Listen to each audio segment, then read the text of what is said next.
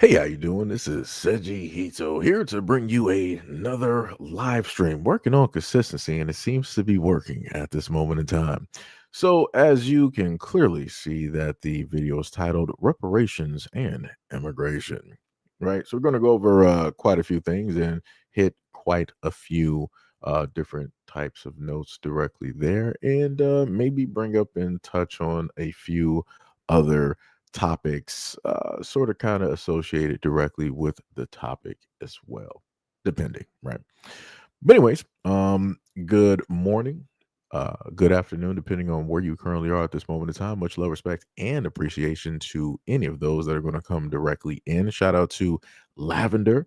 And again, much love, respect, and appreciation to any and all of those who are going to come directly in to this chat at the moment of time. Shout out to Miss Juno as well, and DC the Soul. Shout out to Sham. Good morning, good morning, good morning, and let's get started.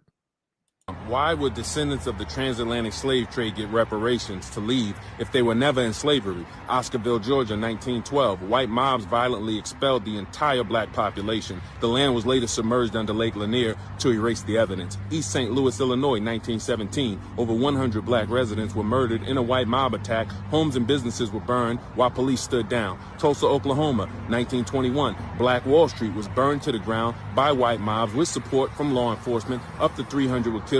35 city blocks destroyed. Rosewood, Florida, 1923. A white mob destroyed the entire town after a false accusation. Survivors fled to the woods, never returned. Detroit, Michigan, Paradise Valley, 30s to the 50s. Redlining locked blacks in the overcrowded zones. Later, I-75 was put right through the heart of Detroit's black business district and cultural center. Chicago, Illinois, Black Belt, 1930s to the 40s. Redlining confined black families to overcrowded housing. Banks refused to lend. The city created laws for residential segregation based on race. Vanport, Oregon, 1948. A flood destroyed housing for 18,000 residents, mostly black war workers. The government failed to warn them. No rebuilding followed. St. Louis, Missouri, Mill Creek Valley, 1959. The city demolished 5,000 black homes in the name of urban renewal. 20,000 residents were displaced without replacement housing. Miami, Florida, Overtown, 1950s. I-95 was put right through Overtown, a thriving black community. Residents and businesses were evicted, never compensated. Durham, North Carolina, Haiti District, 1960s. A self-sufficient black business district was wiped out by highway construction. No restoration or reparations were ever provided. Philadelphia, Pennsylvania, move bombing, 1985. The city dropped a bomb on a black home, killing 11 people, including 5 children. 65 homes in the black neighborhood were destroyed. Baltimore, Maryland, highway to nowhere, 1970s. A highway project destroyed a black neighborhood and was never completed. The land was taken, the people were displaced, the road project totally abandoned. So, shout out to the first troll that decided to come, directly into this lobby here. I'm saying it like I'm on 360. So let me just put you directly out there, right? So you looked at the title of the video. You decided not to of the live stream realistically, and you decided not to sit up there and skip it. You decided to sit there for 2 seconds, and you just came up with this whole theory of like, stop spreading hate, not wanting to listen to anything that was specifically stated in the video, of which happened to Black Americans in these United States. No problem. Hold my beer. So directly from the pages of this book, we got a governor commends, white Americans who took Black lives. Augusta, Georgia, November 11th, a special from Anderson, South Carolina states this: what was unquestionably the most sensational gubernatorial address ever delivered by a man holding that office in South Carolina came from Governor Cole L. Blease, who spoke here today to 1,000 people in compliance with an invitation. Governor Belize devoted considerable time to the recent life taking of Negroes at Honia Path when a mob was led by Representative Josh Ashley, and was rather commendatory in the expression. He stated that he's been informed by a telegram from the sheriff of the situation and had in turn wired the sheriff instructions sending 2 telegrams. Telegram number 1, the telegram to Sheriff King stated this: the government stated, keep in touch with the Honia Path affairs and send me a report tomorrow morning telling me what is going on. Second telegram. Sheriff King received that telegram and he understood its meaning. Next morning, I received his report and it was exactly what I expected. As a matter of fact, if it had been any different, I would have been greatly disappointed. The governor went on to say that rather than use the power of his office in deterring white men from, quote, punishing that Negro brute, he would have resigned the office and come to Honia Path and led the mob himself. So, it's a little bit interesting when folks want to pull up to the scene and they want to try to tell black Americans, you guys need to, stop, spreading hate. So it's spreading hate if you're talking about history. And oddly enough, it seems as though that the only time that this quote unquote hate is mentioned is when black Americans are speaking about what specifically happened to them in these United States. But when other groups of people are talking about the different things that they have faced, the different atrocities that they have faced, either in the United States or in other places, you never get these types of comments popping up talking about, oh, stop spreading the hate and all this other type. Nah, this is what history actually looks like. It's just the history that you don't like, right? Another one. What do we got here? What is this? Montgomery Advertiser, April 10th of 1912. Right? Somebody had their life taken after an acquittal.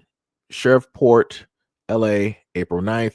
Tom Miles, a Negro aged 29, was Christmas treed here and his body filled with bullets earlier today. He had been tried in police court yesterday on a charge of writing insulting note to a white girl employed in a department store, but was acquitted for lack of proof.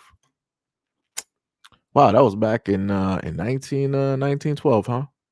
29-year-old black man had his life taken, even though the cops, they didn't have the correct information. They didn't try to Bruce Wayne and do any type of detective work. They was like, we got one. We say he did it. We're going to just sit up there and do it the way that us good old boys always do it, right? Harrisburg, Pennsylvania, advocate verdict, September 13th, 1912. Wrong man believed to have his life taken. Princeton, West Virginia, September 7th. That a mistake was made in the life taking of Walter Johnston, a colored man, last night is now believed by the authorities. A statement was issued today by Mayor Bennington, Sheriff Ellison, Judge Maynard, and prosecuting attorney J.O. Pendleton, stating that there is plenty of evidence that Walter Johnston did not, and I repeat, did not commit the crime for which he had his life taken. A mob of white men took Johnston's life last night, allegedly for attacking Knight White, a 14-year-old daughter of a railroad man. Today's statement stated that Johnston fell far short in dress and physical appearance of the man described by the girl.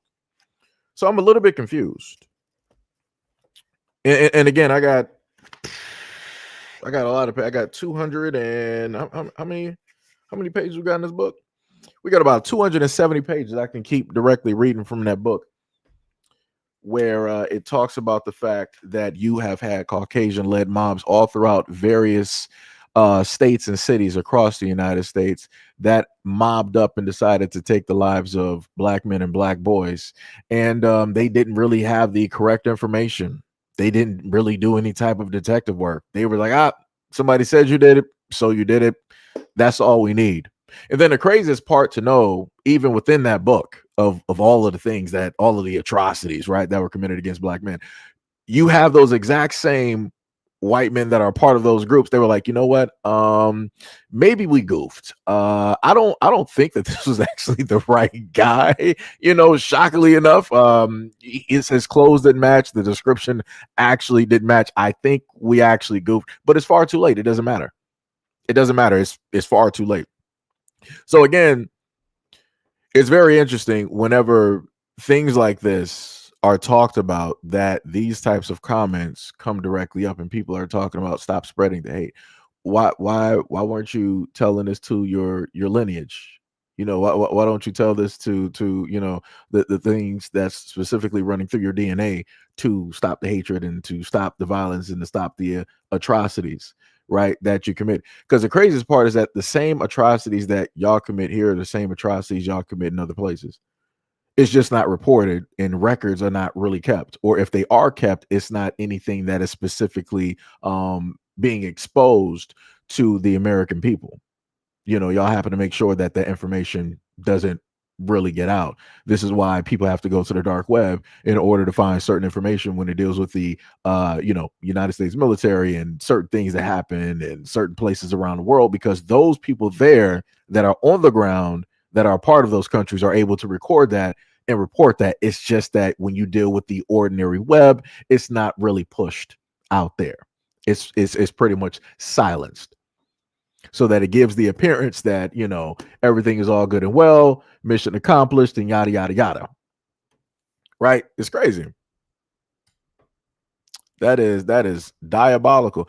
Somebody said 50% of all crime. I mean, I'm not sure if you're trying to point that towards Black Americans, because again, as I stated before, we went directly over the FBI numbers. So again, we can sit up there and play games with numbers if you want to, and about what 70 something percent of white males are the ones that commit crimes against the family and children. Let's not do this. Let's not do this. I keep telling y'all this. Don't sit up there and do this. It's not going to sit up there and fare well directly for you at all. Again, shout out to Chris Hansen, because Chris Hansen was directly on y'all, especially in different states, especially Connecticut, because he was there every day and he was able to catch y'all and snatch y'all up every day, getting y'all in those things. It was Chris Hansen, Caucasian man. The police officers that were working on the sting in those various cities in Connecticut, white. The people that were getting captured, 9 times out of 10, white males. Let's not do this. Let's not even do it. Let's not even do it. That's all I'm sitting up there saying. Just sit back and just shut up. There's no reason for you to try to come through and want to troll and do all of this other type of nonsense, because at the end of the day, when we look at everything that is going on, it's you. You're not going to scapegoat and try to bring a whole nother group of people directly on there, because then you're trying to make it seem as though that, oh, this other group who really don't even have numbers, they're the ones that's really oppressing the white people, and they're also oppressing all the other groups directly out there. So we're all under attack. No, if you already knew who the problem directly was, you should have set up there and dealt with your problem. You should have sat up there and dealt with that. Like I said, I'm not trying to hear none of that nonsense either, because y'all love to sit up there and come through every single time, be like, oh no, we're all actually oppressed in our own ways, and we're all in this together. No, we're not. No, we are. No, we're not. Not at all. Not at all. Then we got another one directly in here that says, get reparations from whom and who owes them, and not this government.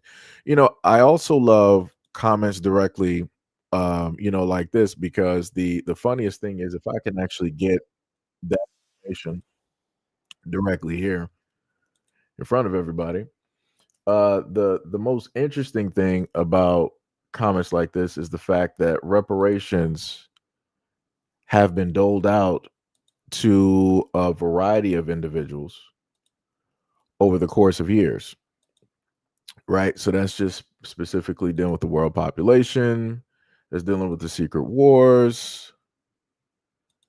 See if we can go back through and get the information when it deals with reparations. That's the Black Panther Party. Okay, I got you. Let me just type this in and put this directly in front of you. Thought I had it up there. Let's see, because it's crazy how the information is directly up there, but yet you guys refuse to look it up.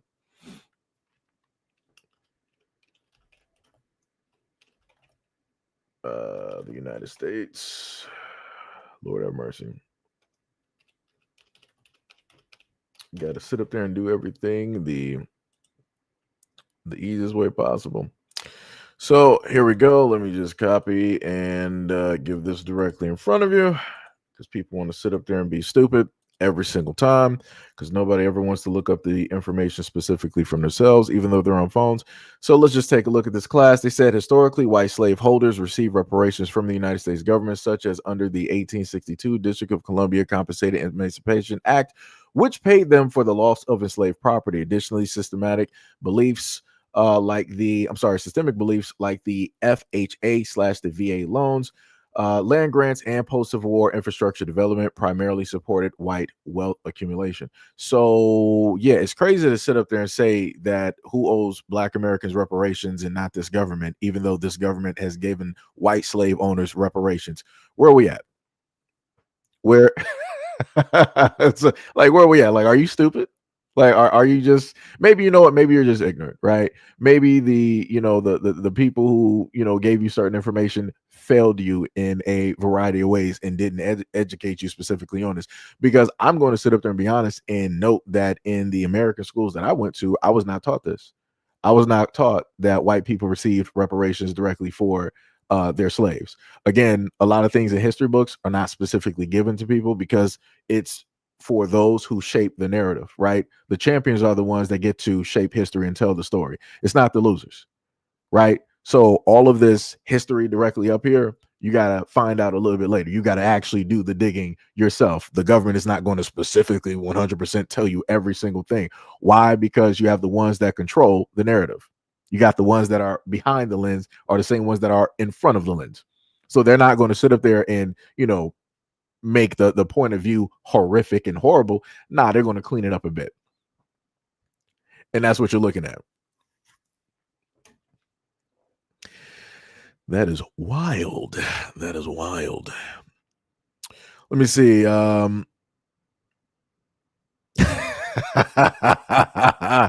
You guys are still stuck again directly on BLM. Y'all don't have anything else, do you? You have nothing. It doesn't matter, what Black Americans have stated against the whole thing dealing with the physical organization. Y'all don't even pay attention to that. Y'all go off of the same tired old stuff every single time because you don't have anything else to run directly off of.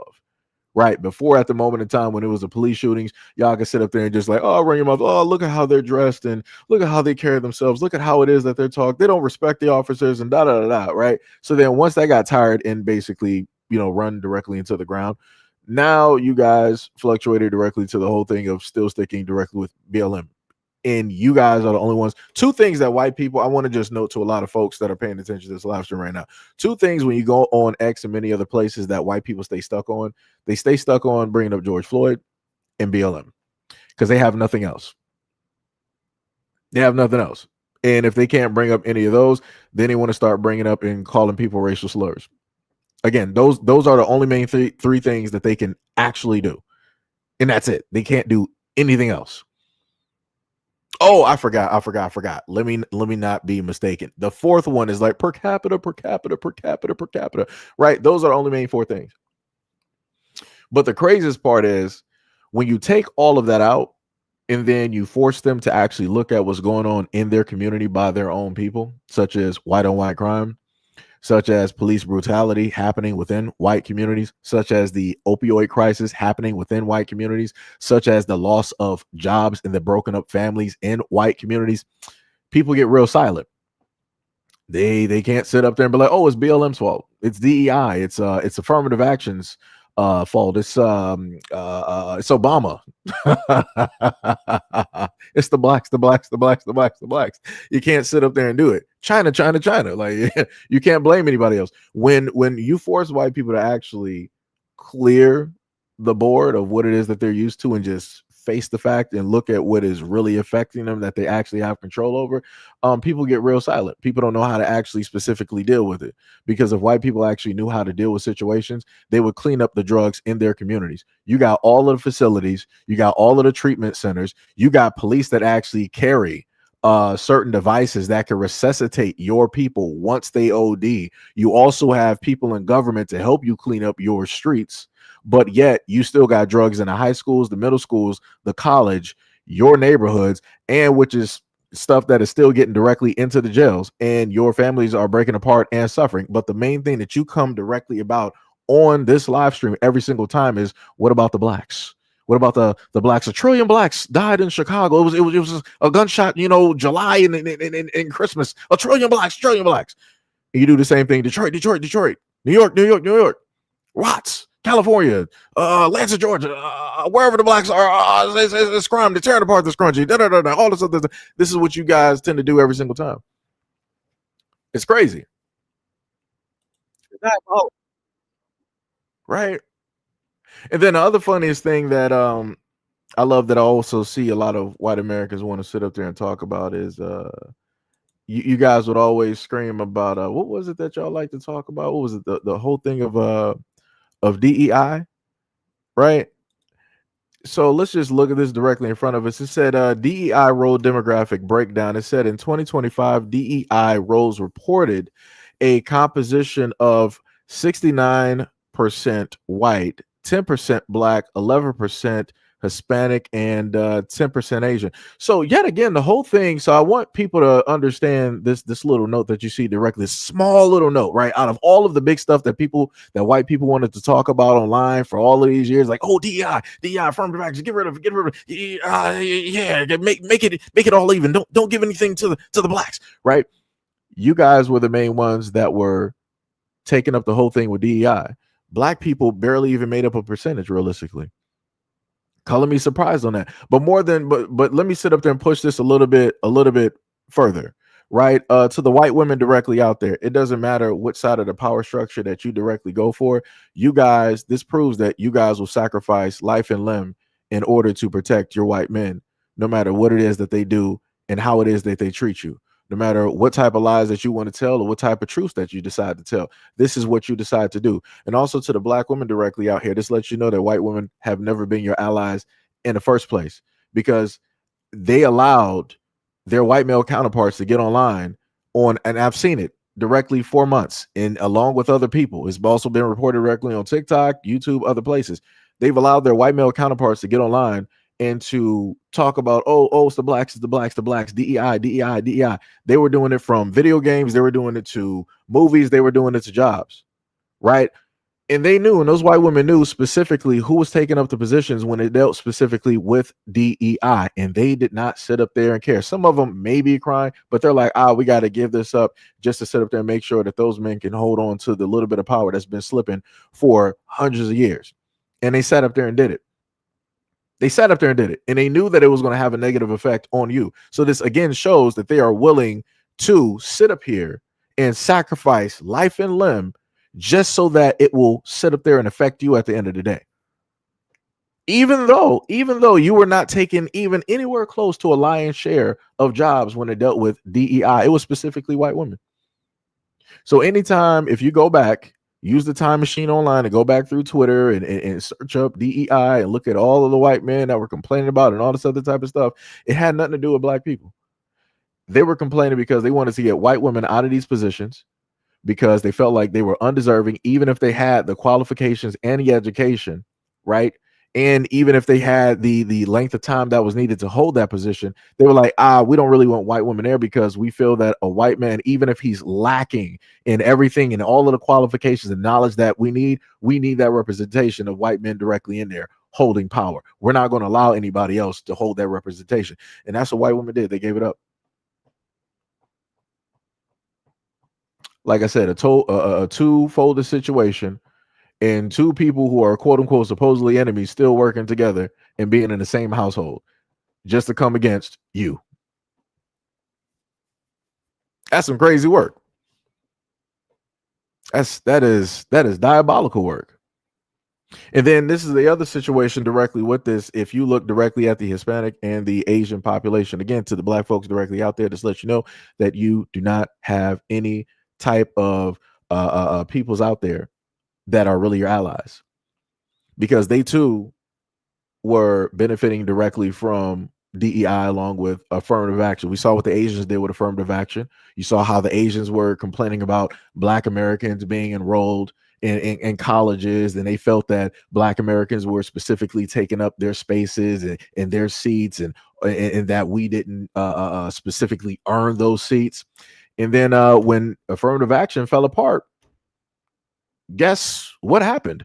The Asians, color me surprised, lost their role. They lost their footing in these colleges. So then they had to backtrack and be like, you know what, we were wrong, but we're not going to tell the blacks that we're wrong. We're going to just sit up there and sue the white colleges, this infrastructure, so that we can get our places back. But we're going to keep affirmative action out, but we're going to sue to make sure that we can, have our seats. Wild work. Like I said, so Black Americans out here, there's a multitude of stories if you want to sit up there and look around on how it is that these other folks out there benefit from anything that was attached to you. And then when it's attached to you and it seems like you're getting up somewhere, they all will work together to strip that all away just to hurt you. Just to hurt you. So again, a lot of folks want to come up to the scene and they want to sit up there and say like, "Oh, stop spreading hate and stop doing this and stop doing that." Cool, no problem. I left the whole thing talking about slavery and some of those atrocities. Right, I wasn't there. I left that in the background, so I put a little stop right there. So I focused in on stuff that's happening right now. So what you're going to sit up there and tell me? Oh, that was last year. Oh, that was 5 years ago. Talk about stuff today. I mean, everything that I'm talking about, it's still referenced within the last 5 to 10 years and the present time, and also the future as we speak. So it's like, I guess the only choice that you, in a sense, got is to try to bring up per capita to overshadow everything that I set up there and brought up, especially when it deals with stuff within the white community that you guys can fix, but you refuse to fix because you feel that you are perfect. And we're just going to talk about the blacks. Also showcasing the fact that white lives don't actually matter to you guys as much as you say that it does. Yeah. Color me surprised on that. And that's the other interesting thing I want to bring up as well too, because a lot of you guys still want to sit up there and bring up BLM, but it's like, didn't you guys have like all lives and white lives matter? What happened to that? I thought you guys were supposed to keep that up because you really felt that you guys are the most important, and that either all lives matter, white lives matter, Latin lives matter, African immigrant lives matter, Asian lives. What happened to all of those groups? Like it's crazy to me that out of all of the groups that people keep bringing up BLM. But in order for BLM to, be first, BLM basically created every other group because those other groups never existed. I never heard white people, out of all of the times it talks about immigration here in the United States, I never heard white people once in history saying white lives matter. Out of all of the wars where I've seen you sacrifice, I'm not talking to specifically to the white folks, right? Out of all of the times that y'all have enacted and started wars, Vietnam, I never heard white people saying white lives matter. The Gulf War, white lives matter. World War I and II, white lives matter. The war on terror, white lives matter. The war on drugs and white communities, white lives. I've never ever seen you guys come out there and say that, but y'all always say that you guys are so proud of who it is that you are, but you never openly say that you love yourselves. The only time that you want to speak up and say that you love yourselves is when other people are speaking up for themselves. So when black people are saying that, hey, we're black and we're beautiful, we love ourselves, we love the skin that we're in, all this stuff, this is now when you guys are like, oh, that's racist. Like, what if somebody white said that they love themselves and their skin and they were proud to be white? You guys would consider it racist. Go ahead and do it. Who's stopping you? Legally, who is stopping you? Who's stopping you from making t-shirts? You can make t-shirts directly at home. Who's stopping you from making hats? You can make hats from home. Who's stopping you from making a mug? Who's stopping you from putting that directly on a car? Nobody. For a group of people that's supposed to be the strongest race in the United States, you guys act as though that you are the utmost oppressed, even though that you are overly represented when it deals with the world population. And I do mean overly represented. Because aren't you guys about like 7% of the world population? That's crazy. But yet we see you guys everywhere. That's wild. That just should not be. It's like, how is that even possible? But anything is possible with, a little hard work, aka stealing and pillaging, with some dedication of a side bit of, murder. And potentially also eating people. I mean, anything is possible, right? Anything is possible. Cannibalism. It's some crazy work. It is some crazy work. Like I said, I never at a point in history of me looking at white history have I ever seen white folks act so oppressed. I'm so bewildered. And then within the same breath, you guys want to sit up and say that you are the mightiest and that you guys are the strongest. How is that even feasible? How? How can you say that you're weak and strong at the same time? I don't understand it. And why would somebody who is supposed to be the master of the universe, why would you want to put yourself within the exact same box as all the other groups that always say that they're oppressed? I'm a little bit confused. Aren't you supposed to be above it all? Aren't you supposed to be, focusing on, spreading your DNA through the universe, going to Mars, making citadels, above the earth, for the rich, underground bunkers and all this? Aren't you guys supposed to be going through the cosmos and stuff like that? Right? Because you guys are the brightest, ones directly out here, or, as the Mormons would sit up there and say that, they're the ones that's supposed to, repopulate or send their DNA through the universe. Because they are the pure race. they're the purest ones directly out here. Never mind any other group of people, which is crazy to me, because I'm like, in my mind, I thought that we were all equal. I thought that we were all human beings, right? I thought, as a lot of people would like to say, that we all bleed the same, if we're cut. I thought that's what a lot of people would normally state, but I guess when you try to put that into practice, people are like, no, those are just words. We don't actually believe that. Like I said, everybody likes to say that they believe in Jesus up until there's a conversation about what color is Jesus? How much melanin did he actually have? And then people are like, whoa, you're going too far. In actuality, nobody cares what color Jesus is. It's about the message. But no, let's focus in on that color, though. Let's go to the back of the book and see how much melanation he had at that moment in time. That's when people, almost want to switch religions. It's like, people forget they got a goldfish memory. The main people that say that they know the Bible, those are the pages they forgot about. It's like, that wasn't in my version of the Bible. What version are you reading? How updated is that? When was that written and put together? Like I said, it's crazy out here. It is wild. It is wild. It is diabolical work at this moment in time. 100%. But anyways, mine is, my little, rant there. Less fun rant. Let's, keep going directly. And again, let me just flash this, directly back up there for any Johnny come latelys that want to bring up the whole thing of like, the United States government, they're not going to give the blacks, they don't deserve the reparations because none of you guys were back there. But yet a lot of you guys, a lot of the white families today are still living off of reparations, either by way of the monies that you decided to take and then flip directly into the stock market, which again, you wouldn't have the stock market if it wasn't for the slaves that was there.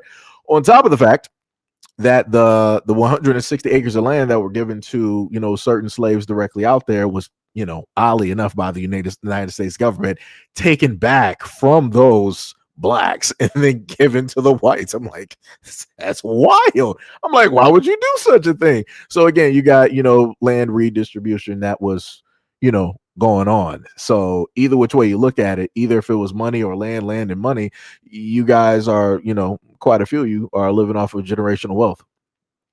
It's wild work, but you want to turn around and sit up and say, the blacks, they don't deserve anything. But my grandmother, my great grandpappy, he got that slave land though. We still visit it to this day. We take family vacations. We build family cabins, once every single year. We sit by the lake. Did you know that this lake, it used to be blacks there, historically speaking, but nobody knows what happened to the blacks. They disappear like the Atlanteans, and so they just vacated and left it, and we just poured some water down there and just made it into this Lake Lanier. History. It's wild work, it's diabolical in here. Anyways, let's keep going. From Africa. We know. Yes, we are. I said we know. I know that. Yes, but I thought you guys are African American too. Okay, hold on. So Paris. Can I say something? What is your ethnicity? My ethnicity is Somali. What is your tribe? Isaac. Okay, so you're not black. How the fuck are you black? I am not black. You're not black? What defines black? Well, hold on. No. Mute your goddamn mic, sir. What is black? Paris, are you black, Paris? Are you black, Paris? No, I have Somali parents.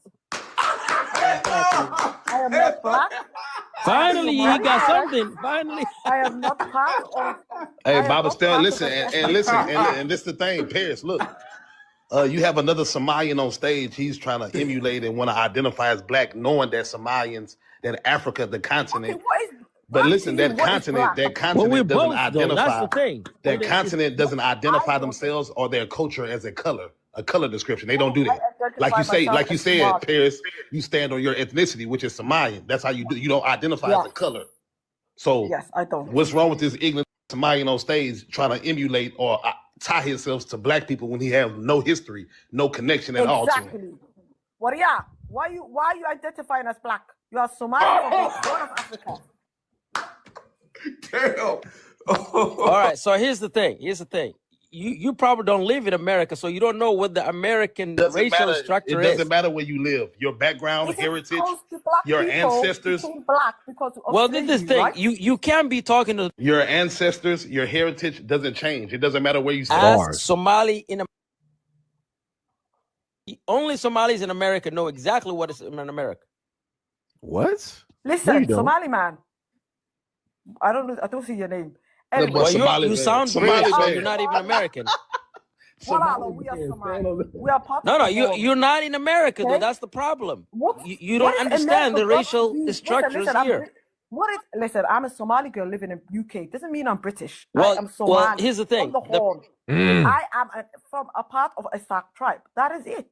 Why do you have to jump the gun? No. Arab? Listen, you're not Arab and you're not black. You're neither. You are what you are. What you see is what you are in the mirror. Period. Okay, I'm black. No, you're not. What? Was you enslaved? Was your people enslaved? Was your ancestors? Do you understand? Do you understand what black? Do you understand?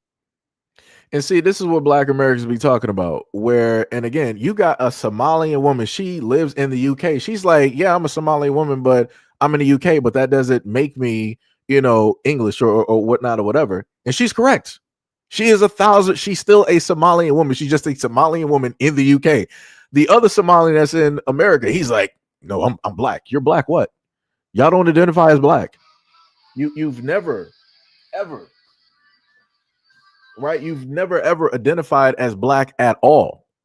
You don't even identify as Somalians. Y'all don't even identify as Africans. So what are you talking about? You identify as black. And you're like, oh, well, she doesn't understand the racial structure here in America. No. You're speaking on stuff that you don't even know. Historically, Somalians have nothing to do with the United States. Y'all have no bearing. Y'all have no weight on any type of situations. Historically, y'all have nothing here historically. You guys will either decide to identify as either white or Arab. How dare you sit up there and say that you're coming to the United States and you understand the structure here and you identify as black? No, you're not. You're Somalian. You are not Black American. You can never be Black American at all. You have no history. You have no lineage here. You have nothing. You just decided to come here because you saw some people that you can easily try to masquerade as, but you can't because of the foreheads. You can't. All of y'all got the exact same forehead. Like, I don't understand how it's even possible that you're even trying to masquerade and cosplay as Black Americans. That's an impossible costume for you. You got a convertible rooftop. Like, what? You got a whole half of a frontal dome. I can see all of the stars. As far as the eye can see directly off of your forehead. It is the most 8K IMAX I've ever seen in my life. I can see past, present, and future of your grandkids. But again, like I said before, y'all want to pull up to the scene and y'all want to be so disrespectful to Black Americans. You want to be so insulting to Black Americans. You want to jump directly online and try to be, oh, we're the class clowns and this, that, and the third. And you wonder why it is that them folks are jumping out of vans and they're going directly to, what is it, like Minnesota and all these other places, going directly into your communities and highlighting specifically what it is that y'all are doing. Exactly. Because y'all nothing but scammers, thieves, and liars. And then y'all got the nerve to be in the United States talking about that you're trying to turn the United States into another Somalia 2.0. 1.5, whatever it is that you want to sit up there and consider it. You want your laws directly in the United States. You want everybody to be governed by your laws, to be following your religion, to be speaking your language. No, that's not happening. That is not happening at all. I can promise you that. You are 1000% stupid if you think anybody that is American, and I do mean American, that we're here. You really think that anybody is going to allow you to do that? You've lost your minds. You've lost your minds 1000%. And this is why I've also stated before of why it is that it's such a hard time for Black Americans to have these conversations with reparations, because you got a lot of those folks that want to pull up to the scene and try to portray themselves as Black, cosplay as Black, and they're not. And then they get seats in political offices in order to do for themselves and for their own groups.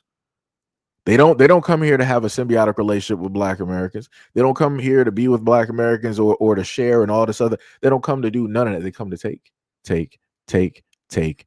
That's all they come to do. Timothy said, why do Somalians look like they're all siblings? That's because they are. That's because they are. So it's a lot of inbreeding that goes on. This is why no matter where you go, you can always see people with the exact same forehead. It's crazy. I'm like, that's I've never seen that before. I'm like, usually you can spot some people that are within families because maybe like some noses, facial features. Everybody got the same forehead since birth. I'm like, what is happening here? But it'd be like that though. It'd be like that. It 100% be like that. Like I said, gotta be cautious.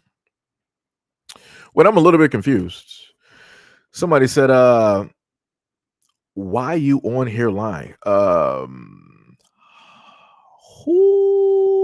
Let me know who you're specifically speaking on. That's lying. Because I know you probably just got in here, so I'm gonna pull back. I'm just gonna automatically pull back and allow people some time to to sort things out. I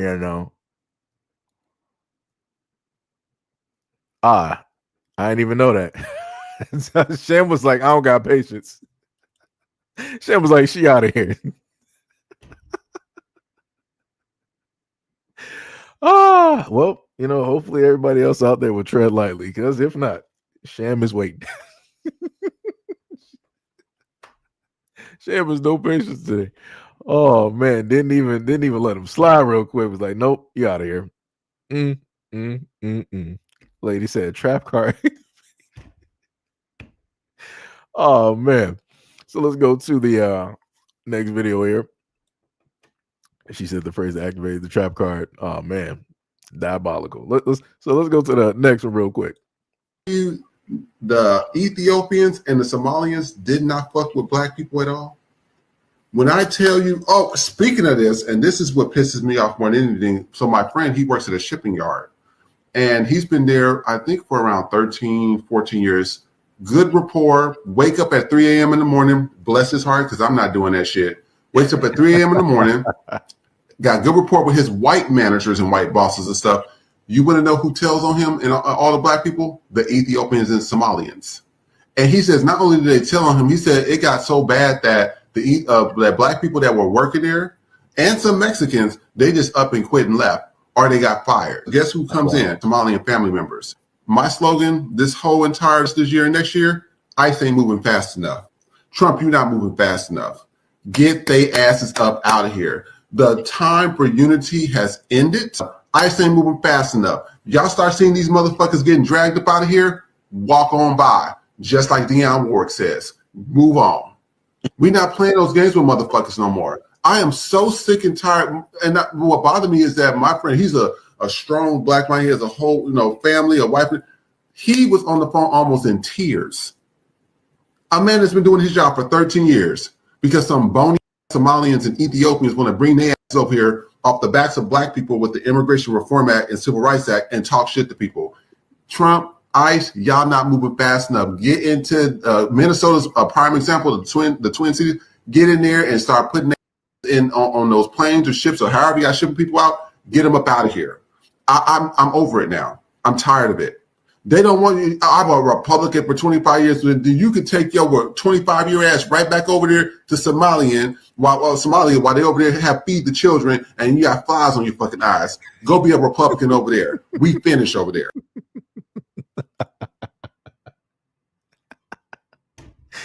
Yo, that dude is great in my book. Let me sit up there and tell you.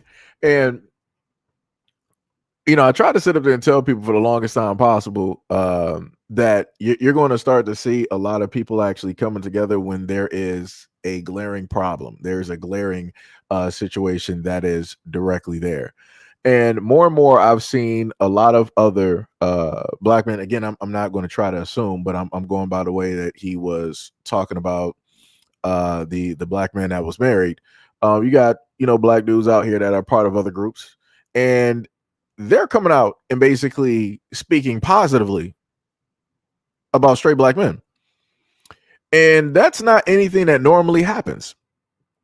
That's not, if people actually pay attention to a lot of stuff out there, that's not what normally happens. Again, because of everything that is taking place, everybody is now seeing the situation and the problem, and they're dealing with that situation and problem and calling specifically out that situation and problem. So that's another group I now got to add directly on the list. So now we got the Ethiopians. Y'all really causing problems? Word? Ethiopians. What's happening? What's that like?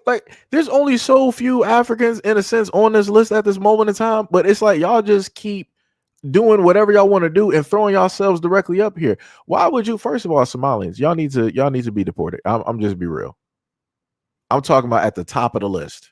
I'm not really focused on nobody else at this moment in time. Somalians needs to be up out of here. I'm just gonna be real. There's no other way I can sit up there and frame it. I don't care if people want to be like, oh, y'all sitting up there, siding with the system and this. The enemy of my enemy is my friend. At this moment in time, you are right, because you're telling me, by me going by this story, that you got a black man that been working at a job for 13 years, holding it down, feeding his family, putting a roof directly over their head, clothing them, and you mean to tell me you got Africans coming directly over here and trying to take him out of his position of 13 years that he held down by himself? Whoo! No, get him out of here. Get him out of here. Pack him up. Pack them up. I will sit up there and pay for the postage stamp. I will sit up there and put a bow directly on it. I will even watch some old Martha Stewart videos to get my wrapping paper food down so we can ship them back out nicely back to where they came from. Take them Somalis and the Ethiopians, take them back to Africa. Y'all better get the Christian Child's Fund directly, in your back pocket. Y'all better have one of those. You better have a Christian Child's gift card directly in your pocket when you go back over there. Matter of fact, Somalians don't need nothing because they got the highest remittance when it deals with being over here in the United States. They got a remittance of 40%. The remittance is basically Somalians sending American dollars back over to where it is that they are not, which is back home, and building that up instead of building up America. So when I sit up there and say that a lot of these Africans are coming to the United States to take and to not build, that's exactly what I mean. That's exactly what I mean. Because the funniest thing is, if these Africans were actually within black communities and they were helping to build up the black community and we were cohesive and symbiotic relationship, it would be a whole different situation right now when it deals with everything politically. But that's never where we have ever been. They will make sure to do for themselves and only for themselves. And when it deals with them, let's say the Somalis and the Ethiopians, quote unquote, may have a problem. If a black American is anywhere in the whole perspective, in the point of view, they'll be like, you know what? We're going to put all of our stuff as Ethiopians and Somalians to the side, and we're going to get this black American out of here. And then we'll go back to business as normal. And they'll shake hands and do that. So again, this is to also prove with the two videos here, black Americans, you don't got no friends directly out here. They are liars. They are scammers. They are thieves. And they will do anything to take you out of position so that they can survive and strive. And then after they do that, they'll get online and talk about, from their nice, expensive cars, how it is that they made it and how it is that we can't make it. Like I said, they like to play those types of games. Crazy work out here, though. Crazy work. And I kept trying to tell people, like, yo, stop going out here in these United States as Africans going out here talking crazy. Don't do that, because you don't understand the system. You don't understand the power structure. You don't understand how this can all just collapse directly on you, and they're going to make you out to be the fall guy. And you see what's sitting up there happening. It is directly on you. It's directly on you. There's a lot of things about the system I could specifically point out at this moment in time, but you have enabled yourself to, in a sense, be the court gesture. You've put yourself directly up there for offer. Nobody told you to do that. And nor can you sit up there and ever plead ignorance at all and say that, oh, we didn't know it. No. You can't sit up there and say that. You're African. You know how to read, you know how to write, you know how to travel from country to country. You know how to be everywhere else but home. And yet here we are. But let's continue. Your citizenship, your citizen, whether or not you're a citizen is going to be in question. Birthright, citizenship, etc. Whether your family came here, how many generations won't matter. I'm 5 generations here, but it won't matter, because what you're saying is the laws didn't really apply to my great-great-grandmama and daddy. That's right. And I just want to say that the more they can separate us, depending on how long we've been here, the closer they get to the people that have been here 5 or 6 generations. I want everyone to be clear that this attempt to get us to turn a blind eye or to not care about people who are immigrants, people who have migrated here, is a way to further isolate us. And like you said, eventually get to us. With that saying about, if they came for my neighbor yesterday, they're going to come for me in the morning. That is real. We have to realize that. It's really hard, though, because America has a very individualistic culture. You think you just need to think about yourself and your family and nobody else. Put yourself first. That's what some of these people who are invading the reparations movement are trying to assert. And you never win that way. It actually plays right into the hands of the oligarchy. It's like, keep them separated from each other and we rule, no problem. This is why I think it's part of a larger plan, more nefarious. We were just talking with the author, Ashley D. Farmer of Queen Mother, talking about Queen Mother Moore, and that she had an FBI file for like 50 years. And they tried to get her to be an informant, and so you think about other people coming in. You have to start to question, where are these people getting their money? How did they just come out of nowhere? Where did this come from? Who's benefiting from this? Who benefits from this? Is it us collectively, or is it so we have to start asking better questions. We do. It's not even so much about asking better questions. It's about paying attention.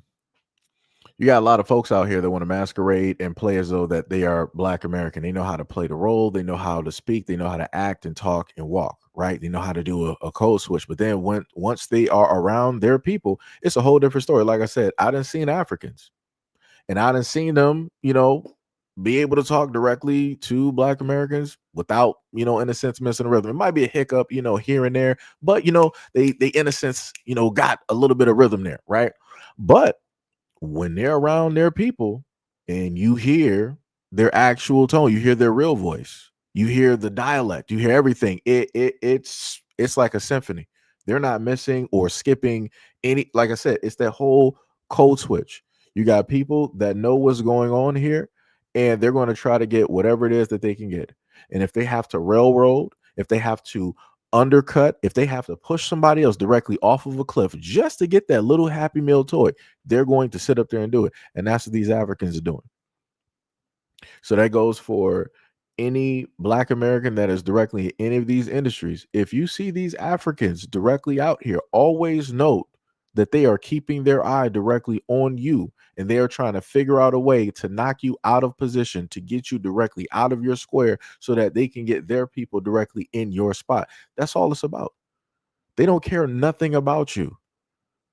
It don't matter what videos they put directly out here and all this other. They don't care nothing about you, because they do not see you the same way that you see them. Black Americans are the only group out here that will look at the faces of other folks and will be like, you know what, we are different, but we can, there's some similarities. There's some different things that we can pull directly on. We've gone through certain things like historically. So we in a sense don't share the exact same history, but we share a type of pain and all this other type of stuff that's associated with that. We're the only ones to do that. We're the only ones that literally try to bring people directly in and have them benefit off of whatever it is that we have, in a sense, cooked.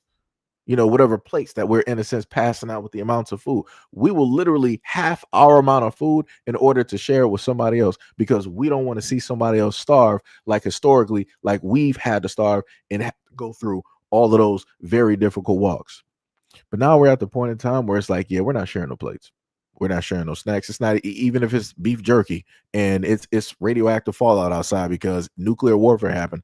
It's like, you're on your own. You better sit up there and figure out what to sit up there and do. It's not Black Americans' jobs anymore to try to look out for and to take care of other folks directly out here, because none of these other folks, none of these other groups have put in the exact same amount of energy or effort or sacrifice in order to do it. And I want to know, you're going to have people out there that's going to sit up there and list a few things historically. I'm like, okay, that's great. Let me give a clap there. That's great. Y'all sat up there and did that 1 and 2 historically. But what y'all really been doing in the totality of things? Let's fully add up the big picture and see how much of what you did equals up to how much of what Black Americans did historically for everybody. And not just 1, 2, or 3 little things here throughout hundreds of years of history. Like I said, people, the math ain't mathing on that. It's not looking so good for everybody else because people can't even compare. But let's continue. It's not from Africa? They're not from Africa. No Black people is from Africa. They from out here, right? You guys are literally from out here. Africans don't even want to be claimed with you guys. Like, that is the difference. Africans is totally separate. Oh, hold on. Where you from? I'm from Liberia. From Liberia.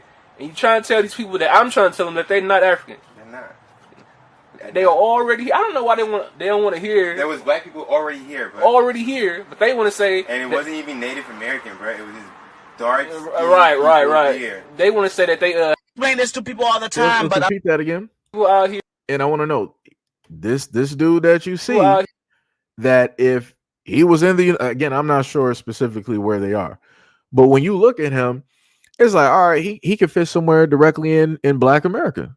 Correct. You sitting up there looking at the style, you sit up there and look at the earrings. I'm pretty sure he may have like a fade or something up, like that. You look at the facial hair trim. You even, look at the shirt that you wear. I'm like, it's reading Black American. But like he said, he's Liberian. He's African. Let's listen to that again. Here is not from Africa? They're not from Africa. No black people is from Africa. They from out here, right? You guys are literally from out here. Africans don't even want to be claimed with you guys. Like, he said Africans don't even want to be claimed with you guys. So again, that's coming from a Liberian man. I'm not making this up.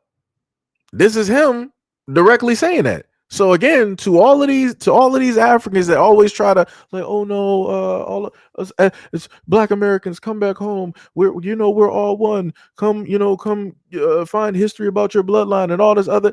He's sitting up there telling you Africans don't even want to be connected to us at all. And like I said, I don't got no problem with that.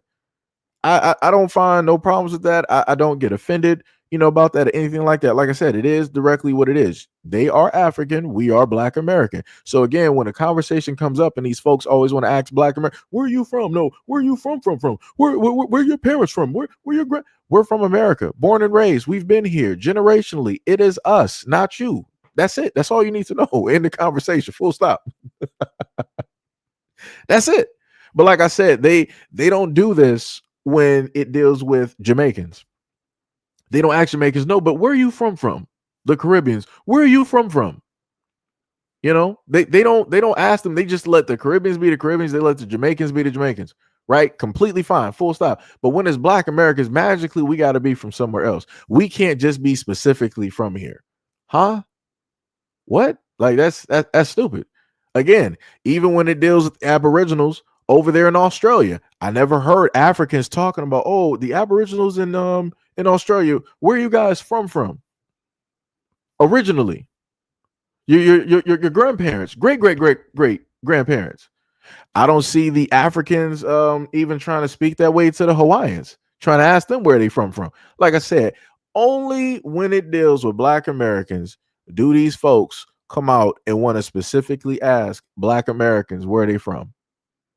As if we're just like some lost puppies and we don't know the directions to home. We just lost our parents. That's crazy. You're going to ask people that's automatically at home in their house where they're from when you're the complete stranger that ain't even been here. You don't even know any of the streets. You don't even know shortcuts. Just walking, you don't know no shortcuts. You don't even know bus routes. But you got the nerve and the audacity to sit up there and ask Black Americans where they from. That's wild. That's wild. That's just the difference. Africans is totally separate. Oh, hold on. Where you from? I'm from Liberia. From Liberia. And you trying to tell these people that I'm trying to tell them that they're not African. They're not. They are already. I don't know why they don't want to hear. There was Black people already here, bro. Already here, but they want to say. And it wasn't even Native American, bro. It was just dark. Right. Here. They want to say that they Explain this to people all the time, but a lot of people don't get it. As someone who was born and raised outside of the U.S., we had never identified ourselves as a color. It was always as a nationality. This is where we come from. This is who we are. I was always a Haitian. I was never a Black. I was always a Haitian.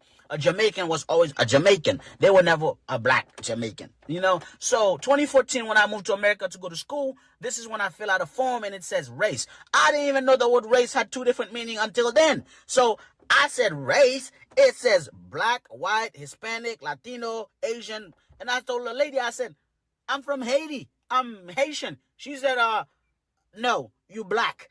You see, any country where... So again, even got a Haitian.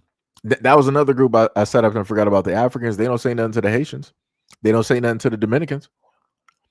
Like I said, it's crazy that, or better yet, let's go to, when it deals with the Brazilians over there in Brazil. Yeah, they celebrate their stuff and whatnot or whatever, but they're not on them trying to specifically tell them what's what and trying to say, oh, well, everything that y'all got, Brazilians, everything that you got, that's us. That's us. The way that you dress and style, the food that all of that's us. They don't do that to nobody else. Black Americans can talk about soul food. You'll have Africans on a podcast sitting up there talking about, oh, well, as Africans, we have our own soul food. No, you don't. No, you don't, clown. Soul food deals with history. Stuff being passed down. Stuff that we have gone through. Like a lot of those dishes, they tell tales. Yours tells nothing but tragedy. You got all types of green, yellow slop directly on there. You got all types of goat heads and sheep heads, whatever it is, and you sitting up there eating that on a pile of rice. What? What are we doing? What are we doing? What are we doing? Like it makes no sense. But yet you try to sit up there and say that y'all got your own, type of thing there, and that every dish that Black Americans make that is considered soul food or within our culture, that's originally from Africa. Okay.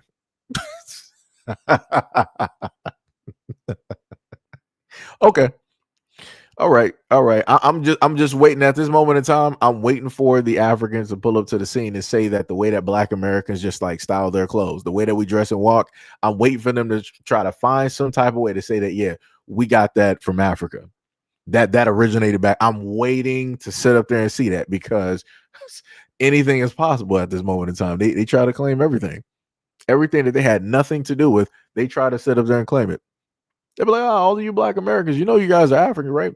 We've been here for 500 years plus in some instances. But now you're trying to claim everybody. Oh, that's right. You're trying to, I forgot. The reason why you want to try to claim Black Americans, if I can get this directly in front of you, right? That has to do with the whole fact of this right here. So I just wanted to highlight this, right? This is Dr. Queen Blessings. If I remember correctly, I think she is a Nigerian woman, right?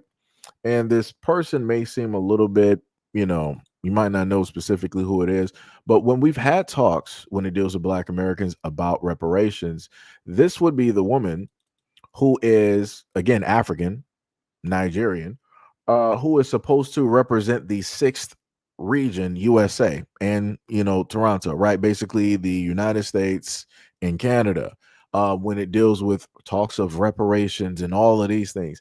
And I'm just trying to figure out, how is it possible that an African can speak for or represent Black Americans in America? How is it possible that none of us knew about her or who it is specifically that she is? And who specifically put her directly up there to represent Black Americans in the United States? It doesn't make any type of sense. And that further goes back to the other issue, to the other thing that um, uh, the two women that were speaking on the podcast brought up, where people need to, question, where do these people just come from? How did they just pull up? Where's their money coming directly from? Who hired them? Again, this is why it is very much important for Black Americans to look directly around.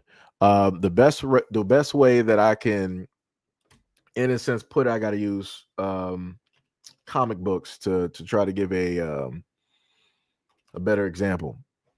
So some people may know specifically what this is. I'm trying to get a good picture. Well, yeah, that picture actually works. Let me see. A better picture down there to showcase the invasion. Yeah, I like that one better. So there was something in Marvel called the Scroll. Better yet, I'll use this one. There was something called the Scroll Invasion, and that's what I liken this whole situation to, where you have like an invasive type of species directly there that's coming out of nowhere in order to take over. Right. So if you look very closely, if anybody knows anything about Marvel, you can pretty much recognize a lot of these characters. But when you look closer at these characters, they look very odd and strange. You can start to see certain markings directly on each and every one of their chins, which lets you know that they are a part of the scroll empire, who are able to come in, invade. They can masquerade or cosplay, right? They can match in directly with anybody, and it can also copy, right? So when it deals with Black Americans, these Africans, they can come directly in there. They can copy the hairstyles. They can copy the way that we talk, the way that we act, the way that we dress, and everything of the sort. And then you will finally understand and see who it is that they are when they want to unveil themselves, once they make it to the point that they were originally sent there for whatever mission to accomplish. Right. So that's pretty much what we are currently dealing with when it deals with Black Americans. We're dealing with an invasion, better yet, as titled, a secret invasion. And it's up to us to be, as the originals, it's up to us to look through and tell who is who and who is not. And whoever is not, we need to pack them up and get them up out of here, send them back home. That's all I'm saying. No matter how it has to happen. Because, like I said, this is all ridiculous. 100%. We shouldn't even be at this point. But let's go directly back to the video. Let me see. Right one. Yep. The citizens, their biggest dream is to escape from it to another country. That country should never have existed. And Nigeria falls under that category. Yes. The biggest dream of many citizens of Nigeria is to escape it, to relocate abroad, to run from it. And their decision to escape the country is valid, because Nigeria is a country that do not value human lives. When you go to Nigerian churches, pastor will say, receive your visa, receive your visa. And people will be shouting, amen, amen. So, okay. So I guess I can make a segue here. So we're back here again. We're back here again. Anybody in a comment section, let me know where I was speaking negatively about Black women. Just let me know. Just let me know. Maybe I wasn't listening. Maybe I didn't hear myself.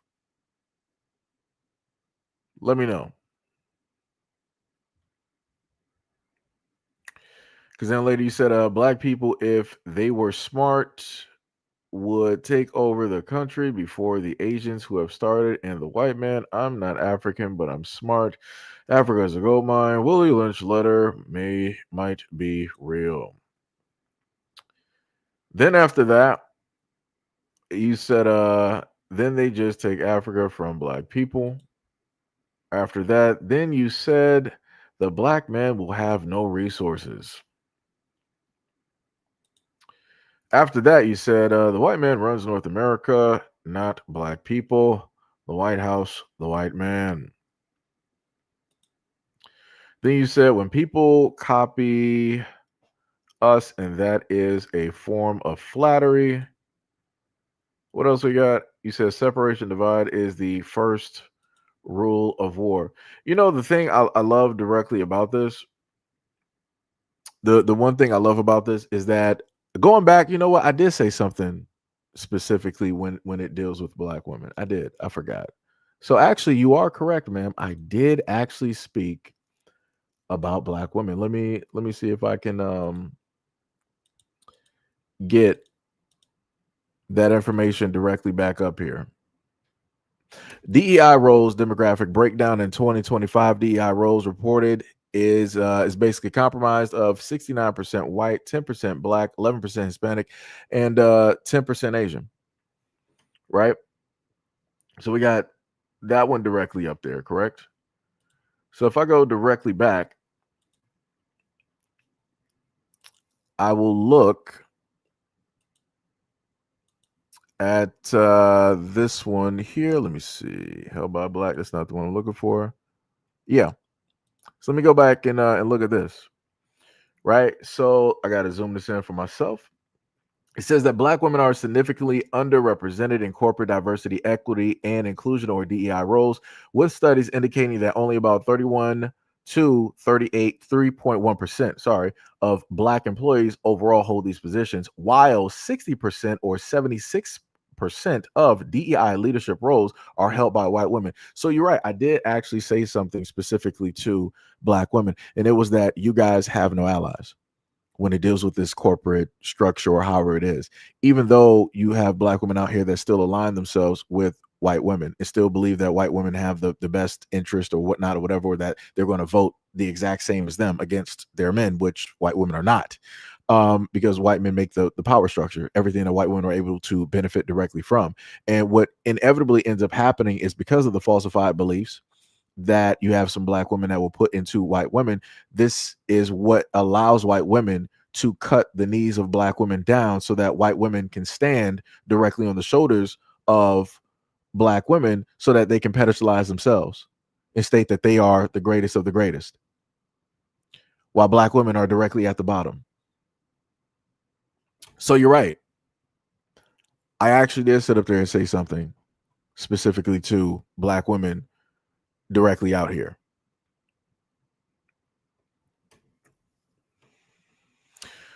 You said, oh no, I was judging you. You said sorry. And then you said, and then you listed some other stuff, you know, at the end of the day. It's not a time for sorry. I don't really believe in sorries.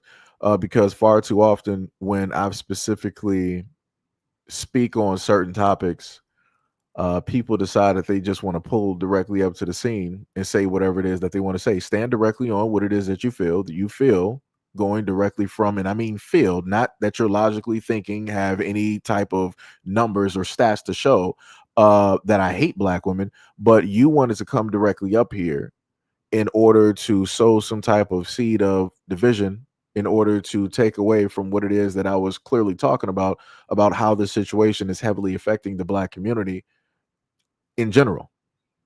But I led off, at least at one point at the very first part of the live stream, specifically trying to get information directly out there to black women to let them know certain things. And here you are. And as you stated, oh no, I was judging you. Of course you were. It's to be expected. Of course you did. Because that's what normally happens here on social media. Whenever people happen to hear a black man talking, he's a racist. He hates this, he hates that, he hates black women, all this other type of stuff. And people wonder why it is that I go directly on the villain arc and I start, just doing whatever. This is why. Because people make it so difficult. You want to just put information directly out there, give people the stuff that they need, but a lot of people are too resistant. A lot of people are too caught up on all of this other things going on social media versus paying attention to what specifically is happening and going on. Right? And this is just like I've said, vice versa. But in my example, this is what I have to face as a black man having a platform and, trying to give some information directly out here. You got a lot of folks out there that want to try to, move things to and from, try to get everybody's emotions riled up and yada, yada, yada directly in the comment section so that they don't focus on what the information is specifically telling folks. It's crazy work.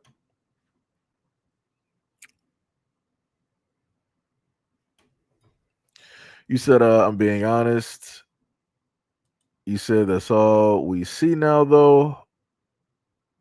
You said all you see is black against black. I can sit up there and tell you, as somebody that's been, I probably take in more of whatever content out here more than a lot of people in these comment sections, because again, this is what I do.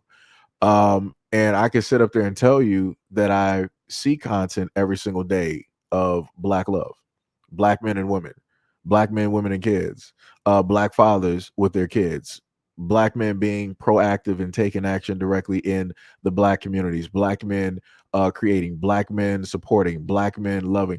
There's a field of those videos directly out there. It's the fact that people would rather pay attention to the negative, because the negative gives people it's not vindication, it's a word that I'm looking for.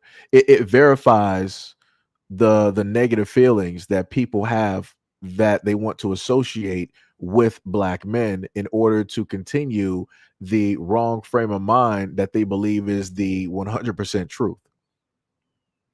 And that's the problem. You have too many people out here looking for that type of validation instead of trying to look for the opposite. Go out there and actually seek positive information about black men. There's tons of black male content creators that put out content talking about that they love black women and all this other type of stuff. But even with those black men out there, people still say that, that's not enough. We need more. Y'all need to shout it from the rooftops, write it directly in the stars, write it on half of the sun and the moon. And I'm like, that you're like, what are we doing here? It's like, but it'd be like that.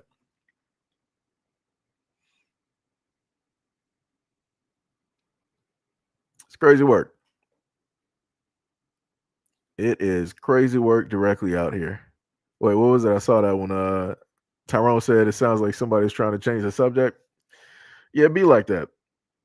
It'd be like that. Like I said, when you get on certain topics, you got a lot of things that take place and happen. Amen. Just to escape their country.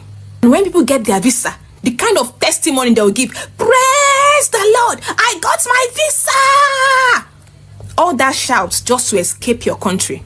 And you know the one that pains me the most are people who escape the country. And when they escape the country to a working country like Canada, UK, US, they will start supporting bad governance at home. They will start supporting bad leaders at home.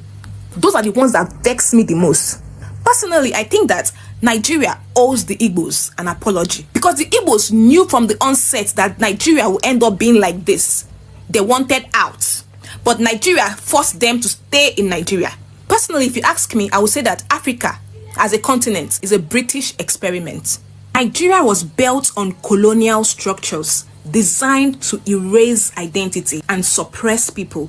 That is why the system is not working.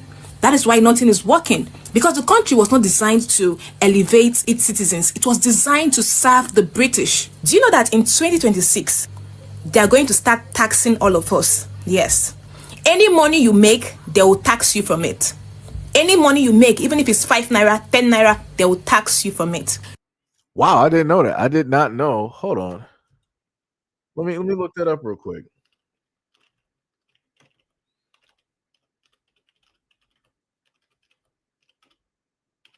Did not know that. So let me just read this. Matter of fact, let me just put this directly in front of everybody so that nobody is lost or confused with the information. Right? Again, easy type in. I like doing this when I happen to hear brand new information and people talking. So directly in front of us, it said that the new Nigerian tax law signed in June of 2025 will take effect January 1st of 2026, introducing a progressive tax system with a 0% rate for those earning 800,000 annually. The reforms aim to reduce tax burdens for lower earners while expanding the base, introducing VAT on certain services and strengthening compliance. Oh, they got y'all. Oh, they got y'all. Oh, you know what? I did not know that they never had a tax system directly over there. Oh, it's over. It is over. When she said that it was basically a British area for them to experiment on, oh yeah, I believe it. Or just Africa in general, oh yeah, I believe it. Especially with this now they about to start getting taxed. And again, you got to ask yourself, where are those taxes going to go? Because normally what a lot of these places, a lot of the countries and governments will tell us that, oh, your tax dollars they go directly to the potholes. They go directly for this system and all this other type of stuff. Like we make sure to put them where they need to be. So if that is the case, just thinking about the United States and in every single American paying taxes, how is it possible that we're close to $40 trillion in debt? What happened? Who's mismanaging the money? You're not going to sit up there and say that it's the American people's fault. Who's managing the money, and where are you guys putting it? Because it seems as though you're not specifically putting it in the right place. And it seems on top of the money mismanagement that there's a lot of slush funds. It seems like a lot of people are, sliding some money in other places and writing it off, and it's some scandalous things going on with these taxpayer dollars. Seems a little bit weird, but shout out to the Nigerians, because now you're going to suffer and go through the exact same thing. But I'm pretty sure, looking at the state of affairs when it deals with Nigeria politically and everything going on with your money, oh, it's going to be 1,000 times worse. It's going to be 1,000 times worse. You thought that you had poverty at this moment in time? Oh boy. Oh boy. It's no reason to come to America. America is coming to you. Some crazy work. But let's continue. You cannot tax poverty. You cannot. But what they're doing right now, it almost feels like, I've seen the memes about the purge and all these things. But as somebody who understands history, when I see ICE, I see slave patrols. Now, I never lived through the slave patrol period, but if you know the history of policing in this country, then you understand that they were born out of slave patrols. Did I just hear this broad say that she knows her history and ICE agents look like slave catchers to her, while at the same time representing a party that was behind catching slaves? I mean, you can't make this stuff up, you guys. So that was a statement made by Jasmine Crockett.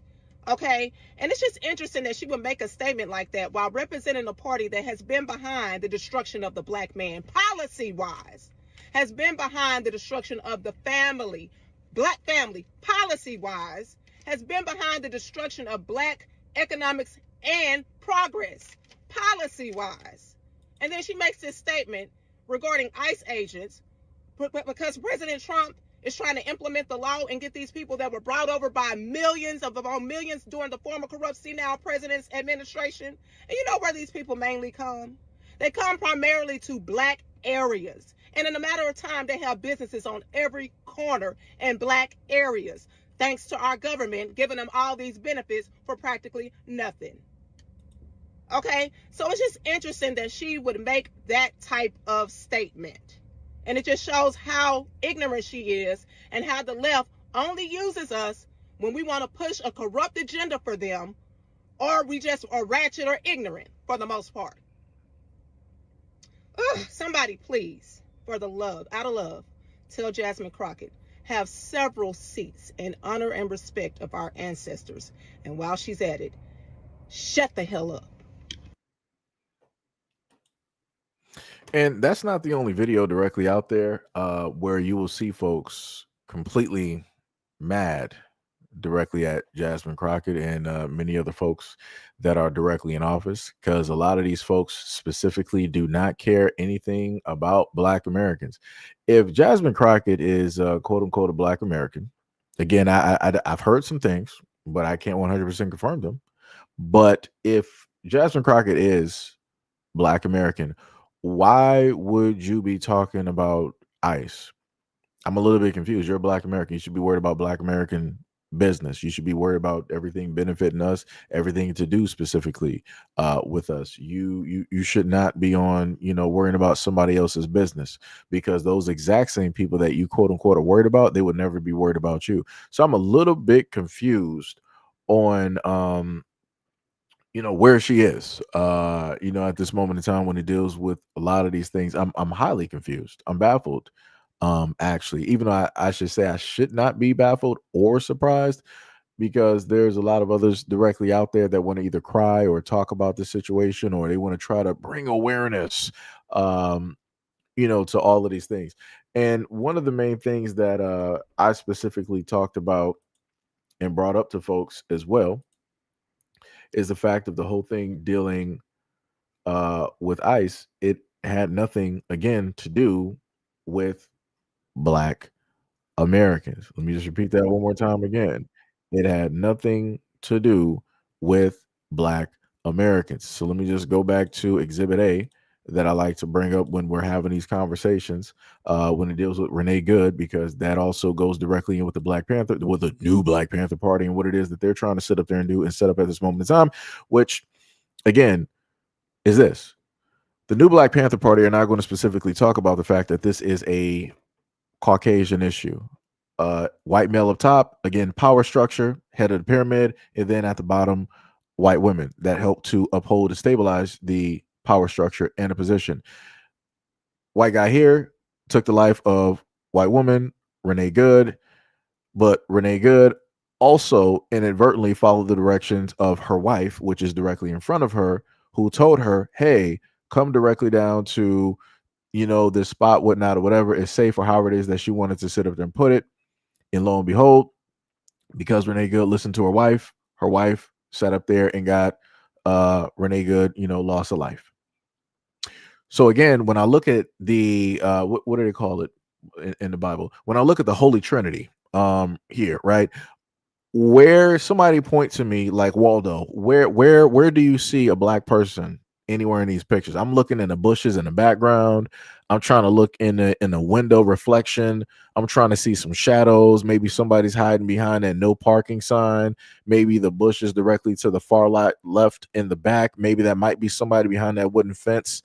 Like I said, I'm trying to find maybe the photographer, right? Maybe the photographer might have been Black American. Maybe that's how Black Americans are associated specifically with this situation. Again, I'm baffled. I'm confused. I need somebody to specifically, tell me, because I'm not seeing it. And this is why I said it before, that when it deals with the new Black Panther Party, I don't know what they're trying to do. I don't know who specifically paid them or who pushing them forward. But like I told y'all before, that dude originally was a rapper, right? Because I had some people here that said that they just stopped directly by the live stream to learn some new stuff. No problem. So I will be more than happy to bring this directly to the forefront up there again.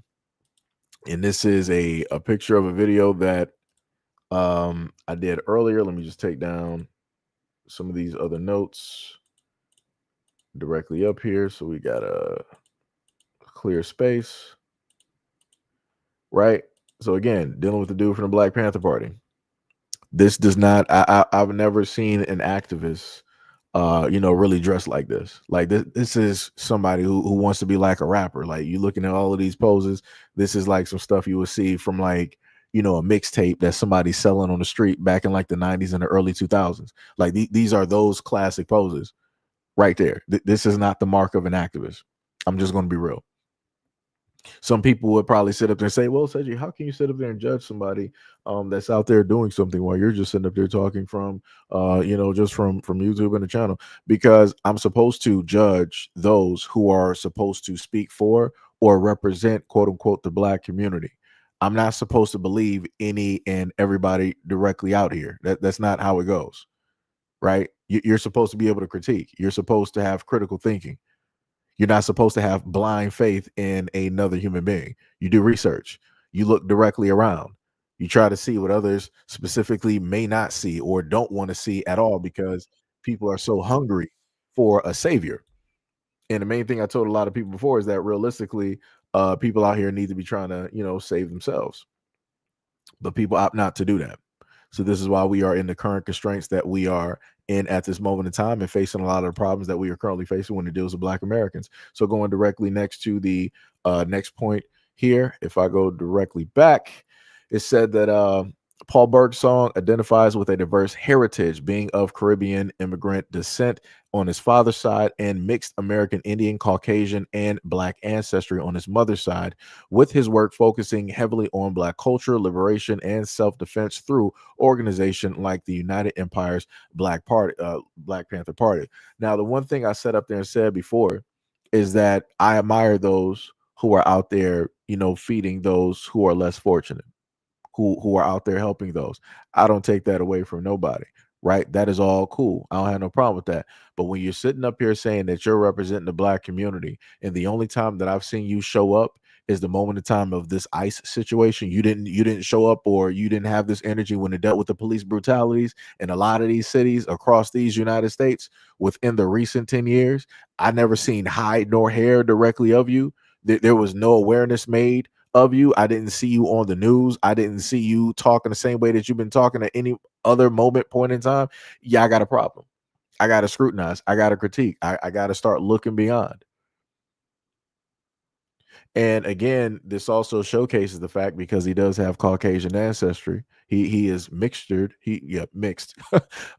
This also further gives a reason as to why it is that he reacted the way he acted when it dealt with Renee Good, because there's Caucasian ancestry on his mother's side. So of course, he's going to sit up there and say something. Of course, he's going to pull up to the scene, because more than likely, maybe when it deals with Renee Good, he sees a little bit of his mother directly in Renee Good. So he feels like it is his time, right, to basically, protect the woman that is reflective of his mother. And this is why I stated before to a lot of Black Americans, do not jump stupid and decide to get into this whole sensationalized thing that they're trying to put directly out here. Like, oh yeah, we the new Black Panther Party, we're doing this and we're doing that and all this other type of, like I said, making a whole bunch of videos, saying a whole bunch of stuff, all this other. That's great. That's cool. But that's not it. And I'm just going to sit up there and be real. I'm just going to be real. Because the moment in time that people should have been trying to mobilize and do a lot of things, there were a lot of different incidences. Like when Black women were, and I cover these videos back in during and pre and during the pandemic, when there were tons of videos out there of Black women going through physical force and or losing their lives when it dealt with a lot of these Asian store owners, right? Or dealing with a variety of attacks, either if it was a nail salon or a beauty shop. And Black women were going through a lot of things. I didn't see this new Black Panther Party pull up the same way that they pulled up for Renee Good. I didn't see that. I'm like, that's crazy to me. And I'm going to sit up there and put it to another extent as well too. I'll put it to you like this, right? Where is this new Black Panther Party when it deals with the Black community in ways such as getting drugs directly off of the streets, helping getting a lot of these kids directly under control, stopping a lot of the gun violence that is rampant, right? Closing down a lot of these stores, of which you got other folks in Black communities that don't care about the Black community. They're only there in order to steal and take money directly away from us. Where are they to sit up there and start up a lot of schools, a lot of mom and pop shops and business? Like where are they at? Because I'm not seeing them. Like you're pulling directly up, You're pulling directly up for Renee Good, but I don't see you having the same type of ferocity and energy when it deals with the black community and building that up, trying to solidify that as a whole. Like, that's crazy to me. That's wild to me. You know? And like I said, maybe I could stand corrected. Maybe I could be incorrect about every single thing. Anything is possible, but I can only go by what it is from their point of view. And from their point of view, they ain't been out here for a long time. Again, I've been sitting up there covering a lot of stuff for a variety of years at this moment, and I can't really point to videos where I was specifically, you know, seeing them in a variety of places. Just saying. That is all I'm saying. So again, for the black folks out there, do not, you know, follow this and go directly out there. Now I put it to you like this, right? Because I don't control people, right? I don't have that type of power. For the black folks out there that are logical and sensible, pay attention. For the others out there that see this happening with the new Black Panther Party and maybe it's charging you up and maybe you feel like this is your moment to maybe do something, go right ahead. But again, think wisely about every single step and every single decision. And always understand with every decision, there are unforeseen decisions and actions that will also transpire with that. And are you yourself ready to sacrifice whatever is needed in order to go the length that you feel that you need to go? Because again, there are certain times that people need to fight, and there are certain times that people need to just sit up there and sit back. Out of all the other times that we've looked at and covered by way of mainstream media, social media, or whatever's out here, we've had a lot of times that people need to, you know, pull up to the scene and do a lot of things, but people weren't really doing that. So you have to ask yourself, why would it be now at this point where people decide, okay, this is where I want to fight? So you didn't want to fight when it dealt specifically with your people and only your people. But now when it's a whole nother group of people that have solidified the stance of not identifying as you, they don't care about you. They don't care about your traditions, your culture. They don't care about your history. They don't care about your beliefs. They don't care about your communities. Out of all of those things that these people have solidified, now people are like, okay, this is the time I need to stand up and start fighting for these folks. Huh? And miss me with any type of Bible verses. I'm not even trying to hear that. I'm not trying to hear that at all. We're not even doing that here. Because I'm just going to count that as a way to enact a slave mentality by trying to use some words to hold people to guard and protect other people, and say that, oh, you shouldn't care about what their feelings are. You should basically just do what's right for another human being. Miss me with that. Because if that was the case, the whole world would be running directly on their energy, but they're not, right? Some places might run on Duncan, but the rest of the world does not. So again, miss me with that. I'm a dude playing a dude disguised as another dude. Like, yo, and you know the funniest thing is, let me get that picture up here. And like I said, I remember sitting up there watching this in theaters, and that technically it does fit. And like I said, I have no problem with it because I understand that, you know, what it was. Like, this is basically what we're dealing with. I'm a dude playing a dude disguised as another dude.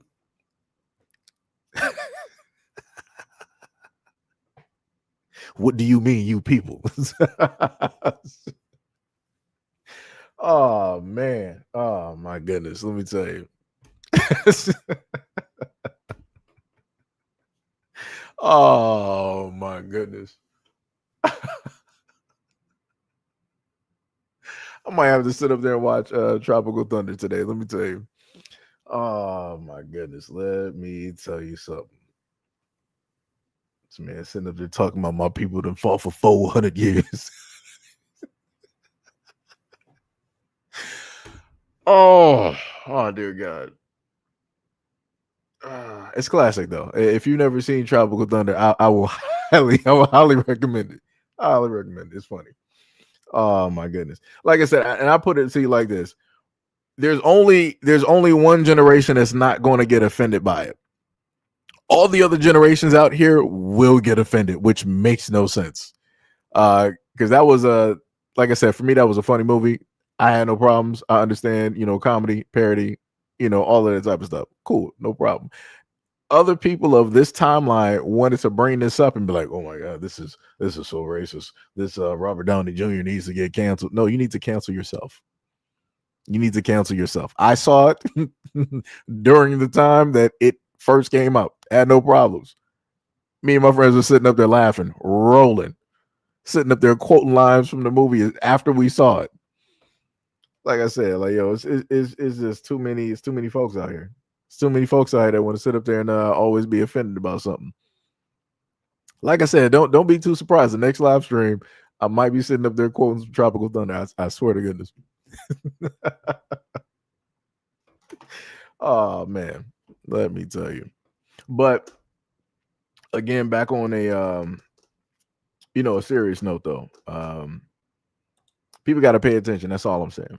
People got to pay attention, and you got a lot of folks out here that are sent specifically in order to enable or be a catalyst towards chaos. The main thing that I stated before is the reason that we have not realistically had an official martial law is because everybody is waiting for Black Americans, in a sense, to kick off something so that we are to blame. It's almost like in the same instance as the nuclear option. Everybody has the option to do it, but nobody wants to be the first person to push the button and get written down in the history books as this is the person, this is the lineage that caused the end of the world. When it deals with martial law, none of these other groups want to be the ones specifically noted in history as that, this is the reason that the country went downhill. They are the causations. People are looking for somebody else to blame, and they don't want to be the ones made to take on that blame. Everybody's waiting for Black people, and y'all going to be waiting as if you're still waiting for the second coming of Christ. Good luck. That's the best thing I got to sit up there and tell you.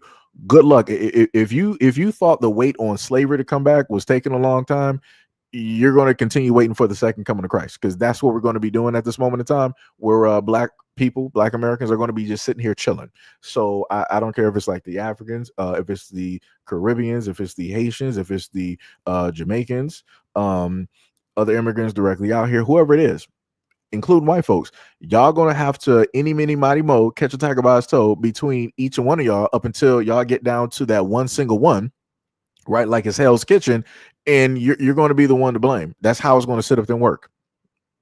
That is how it is going to sit up there and work. The only way that y'all will be able to use Black Americans as a catalyst is if you got somebody that is stupid and willing enough to actually just go directly out there, because they're going to sacrifice themselves in order to get money for their families. That's the only way that y'all going to be able to do it.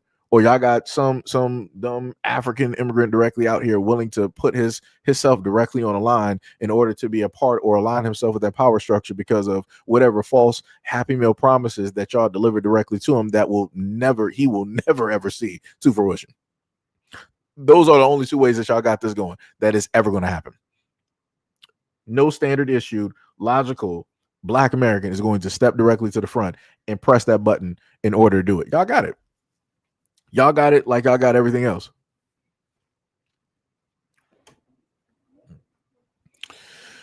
So, what is it?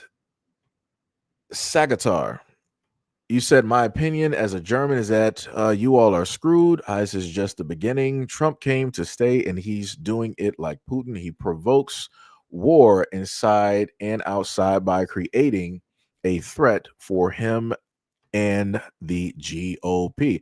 I mean, I didn't sit up there and say that there weren't going to be losses. Of course, there's going to be losses that will take place, right? Let me see if I can find this person real quick. Let me see.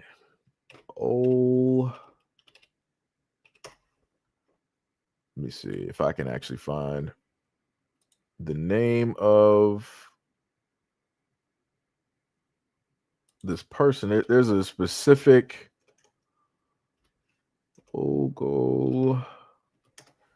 Trying to look for the name of a very specific Republican. It's like Ogle something.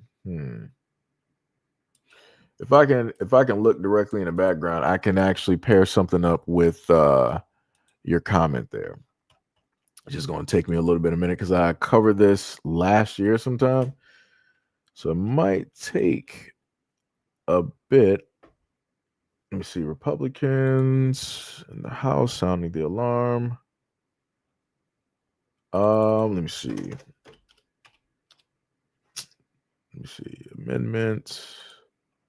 Because there was a somebody may remember directly in the live stream, but there was a Republican by the name of, I think, like Ogles or something to that effect, where he wanted to have allow presidents to go for a second term. Let me see. Let me see if that'll work. Nope. Let me see. I think I can probably type that in.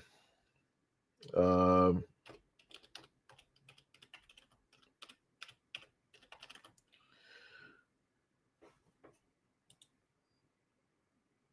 right. Let me see if we can get them. Yeah, 22nd Amendment, correct.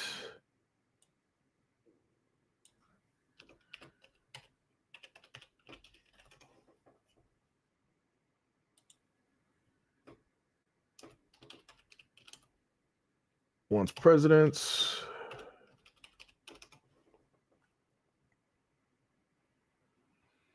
There we go. There we go. Yep. Let me just put that image. It took a minute. Had to be a little bit specific there. I don't know why I couldn't get it in my what's the name though. But let me put that directly up there. Shout out to Mo putting that in the comment section. Because I was sitting up here trying to type directly in. So there we go right there. Well, you can't really, I mean, you can technically, see it. But yeah, if you type in Andy Ogles, as it stated, this is directly on pretty much his site. It said Rep. Ogles proposes amending the 22nd Amendment to allow Trump to serve a third term. And I went over this quite a few times last year.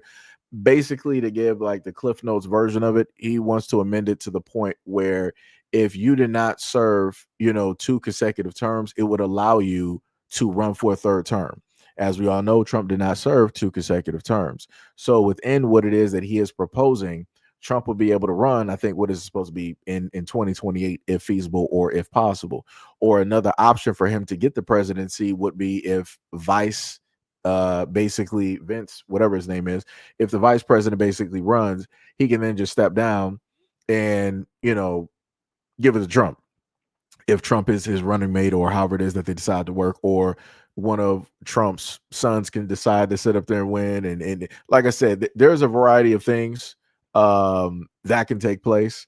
And I think they may have even spoken on that before. I think he referenced to the point of like there are, options that they're looking into, and things of that nature. But that was like, earlier last year sometime. So yeah, to pair to pair directly up with what was it? The German guy up top, Sagatar, who was speaking directly on how Americans are basically screwed, and how Trump plans to basically stay in office and all these things.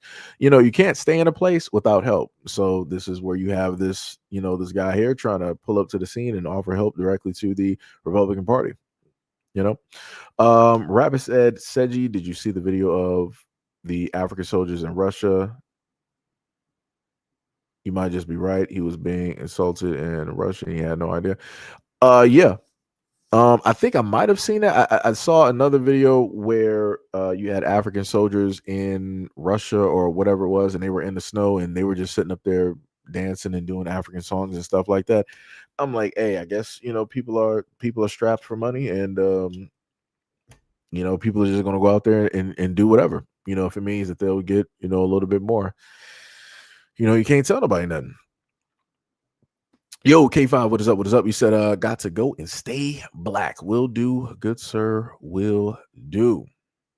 Tyrone said, so be it. Hack said, howdy all. What is up? Much love, respect, and appreciate. Also, shout out to all the moderators here. I think I saw D Money, we got Mo, we got Hack, K5, who just stepped out.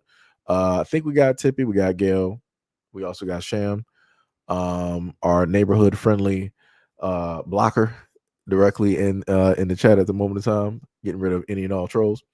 Also much love, respect, and appreciation to all of my mods that pull up here every single day and do the work of the Lord. Do the work of the Lord every single day, let me tell you. But yeah, like I said, it is pretty crazy out here, and this is why I told a lot of folks before that whatever people decide to vote for, this is what they decide to vote for, and you got to sleep in that bed that you made. So if anything happens, if anything goes wrong, people got to own up, no matter how it happens. But will they do it? That's the great question. And the quick answer is no. Because again, nobody ever wants to be at fault. Nobody ever wants to be at blame. People think that they should just go to and from and be able to make whatever choice that they want to sit up there make without any types of actions, negative actions or consequences, specifically falling directly on them. And again, this is how the United States got into the predicament that it is currently in, even going back to the Patriot Act, which I like to reference a lot. And again, the Patriot Act was signed by older folks directly out here that was allowed to go through. People didn't go and do their due diligence or their research. During that time of the internet, people just believed mainstream media and didn't look up anything, and they pretty much just signed over the future of everything dealing with tech. And this is why we had so many lawsuits with Verizon. You had, let's say like Yahoo, Gmail, and all these other places that had a whole host of lawsuits and being associated with lawsuits due to the fact of the Patriot Act and how it is that it was found that all of these entities, these corporations, these businesses were recording, were selling, they were listening in on from anything from text messages to, phone calls or emails when it dealt with the American people, all behind a thing of safety. It was for our safety. This exact same thing is going to happen again, but it's going to be disguised differently. So hopefully people out there will do their due diligence, since the internet is way more open than it was in the early 2000s, and people can actually look around and everybody has a supercomputer. Hopefully when that time comes again, and it will, people will be very cautious and they won't be so careless. That's all I'm saying. D Love up there laughing in the comment section. D Money said, the Lord's work shall be done. Sham said, what it tells me is that Caucasians don't want to be accountable. Sham said, and yet their parents are still alive that contributed to Jim Crow. It'd be like that. D Money said, Bush will pay for his crimes. Like I said, we will see what is going to happen in the future. Again, you see a lot of celebrities and other folks trying to get citizenship or dual citizenships in other countries. So you got everybody that's pretty much, let's say, like poor middle class trying to run to the United States, but you have the millionaires or the rich and wealthy. They're trying to move their money. They're transitioning money over from the American dollar to gold, or the American dollar to yen, and different things. I did want to bring that up. I'm not sure if I can find the video right now, but there was a video online with a Caucasian woman who works with gold, and she was specifically stating that the powers that be are making it very difficult for everyday American people, like anybody that's watching this, everyday American people from poor to middle class, to be able to wire money in order to put that into gold, right? So you basically have your money at, let's say, like $100,000, right? $50,000, and you want to send that to whatever gold spot so you can get that in exchange for 50,000 in gold. They're making it very difficult to do, and she stated that the reason they're doing that supposedly is because of either fraud or money laundering, criminal activity, right? And I want people to understand this before it gets large enough, like they did before. They did this exact, I promise you, if you look back far enough, I followed it, I was there, and I even made videos on it. The last time I heard the powers that be basically state that they're trying to stop people from buying into things because of criminal related activities and terrorism. That was back during the whole thing of crypto, right? When crypto was, in a sense, fairly new to a lot of folks, and it was easy to get directly into. People can just do, build a rig and all this other type of stuff. Let's say like during the pandemic, because everybody was at home. If you look back far enough during the pandemic, there was a certain height of time that graphics cards went up in price. And that was due to the fact that people were figuring out ways to build their own graphics card rigs so that they could mine crypto directly at home. And the United States government was looking at that, and it was like, yeah, we got to start doing something because these people are getting money and we're not able to get nothing from it. So you're using the money that you've already been taxed on in order to buy something else, which is a physical item that you're, again, going to get taxed on. And then with that and building it, the United States government sees you doing that, and they're like, oh, you're earning money and we can't get anything. We're going to tax you on that. Matter of fact, we're going to put like, let's say like a 40 to 45% tax on that. That's wild work. Wild work. You're going to sit up there and tax something that high that y'all don't even realistically, quote unquote, as they've said over the years, is fake. They don't believe it, and it's a flash in the pan. This is what like Warren Buffett and the other wealthy, people directly out there that people listen to. A lot of the wealthy and the rich was like, cryptocurrency is fake. It's a flash in the pan. It's not even real. All this other type of stuff. They're telling you to not pay attention to it while they slide directly into it. Right. I'm pretty sure we might even have, some stories about 9/11 and things going on there where the stock market literally stopped, where nobody was like paying attention. And then you probably had somebody made, they ran off with a bag because they knew that people weren't paying attention. They got themselves out of that emotional picture and they got down to business and they just ran off with a bag real quick. I'm pretty sure somebody out there has done that. And that was not, back again during 9/11. Again, you got these folks out here that will tell you one thing and have you doing something else while they're doing the thing specifically that they told you not to sit up there and do. And again, I want to reference this by also stating that the moment in time that people sit up there and tell you their cryptocurrency is fake and everything of the sort, ask a lot of people when's the last time they went to the bank and they actually saw the physical amount that is in their bank account in front of them when they went to the bank. If somebody has $100,000 and they went to the bank, when was the last time that the bank was like, oh, $100,000, let me get that so I can show you what's in your account? When is the last time that has happened? I've been to banks and I've not seen that happen. I've seen them turn the computer screen around. I've seen them give people a receipt. But again, all I'm realistically seeing is a matrix screen. Your card is pretty much digital. It's nothing but ones and zeros and a piece of plastic. The computer is ones and zeros, nothing but a piece of plastic. So I'm like, is money actually real? That's all I'm saying. The only reality that is attached to money is that when they make it physical. Other than that, money ain't real. So the same way that people say that cryptocurrency is fake and it's not real and it's a scam, you can look at all of these financial systems, all of these institutions. Every time you put your money directly into the bank, you pretty much get like what, 15, 10, maybe 25 cents if you keep your money within your savings and you don't sit up there and touch it. Ooh, what multiplication what wizardry is really happening? You really got richer. Ooh. But yet they're practicing, fractured lending, where they take your $1 and they split it 7 different ways and they put it everywhere else, and then they just give you your money back and you don't make nothing on it. Crazy work, diabolical. But yeah.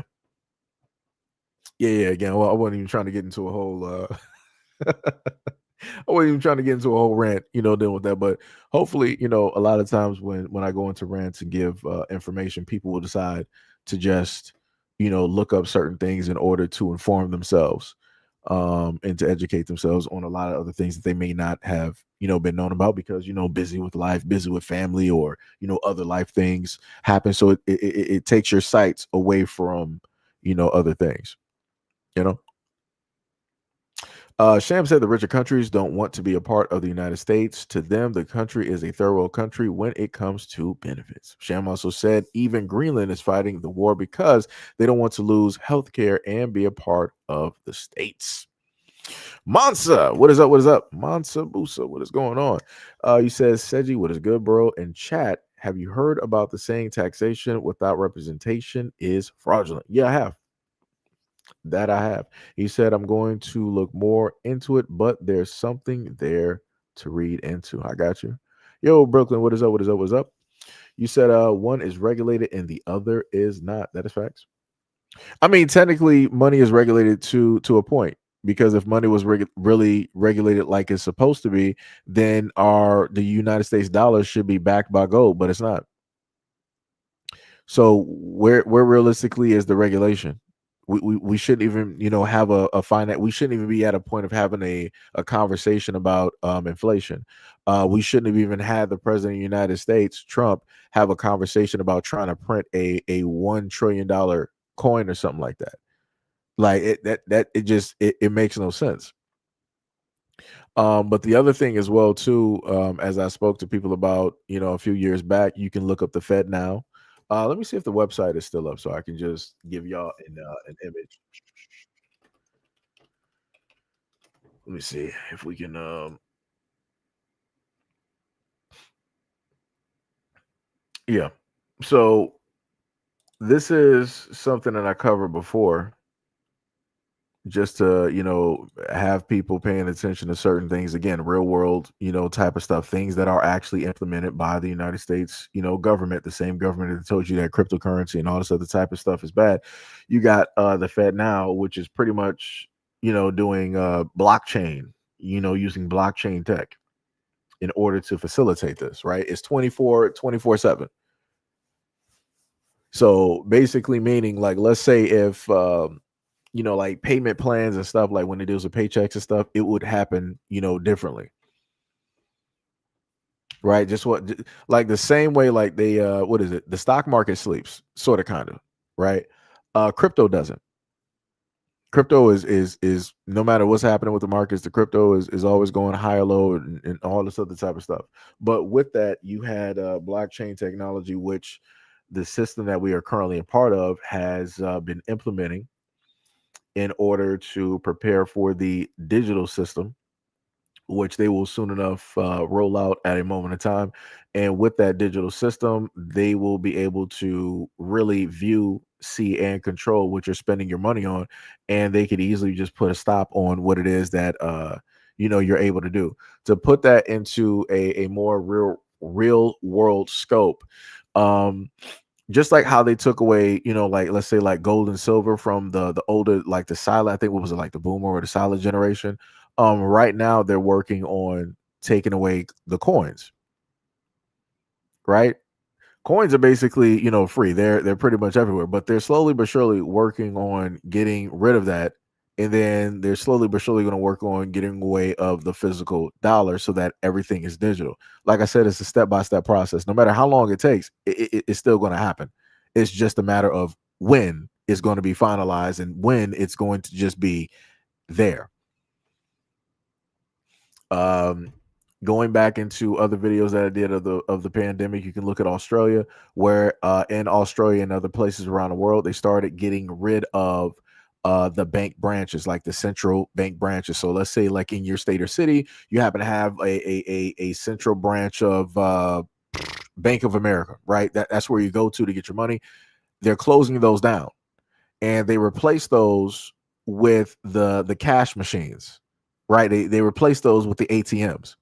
And those ATMs and those cash machines only have a certain amount of money that everybody's able to pull directly from. So if you got, let's say, like $100,000 in there, but you got 1.5, something million directly in that city, yeah, good luck.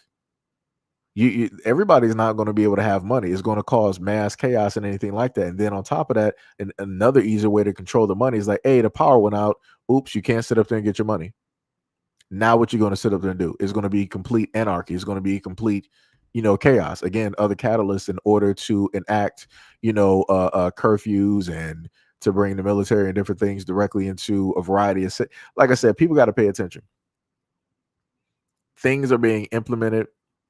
Things are happening around folks, all day long. And in a lot of instances is right in front of your face. People have to really wake up and pay attention. Rabbit said, remember that song, Money in the Bank? Yep.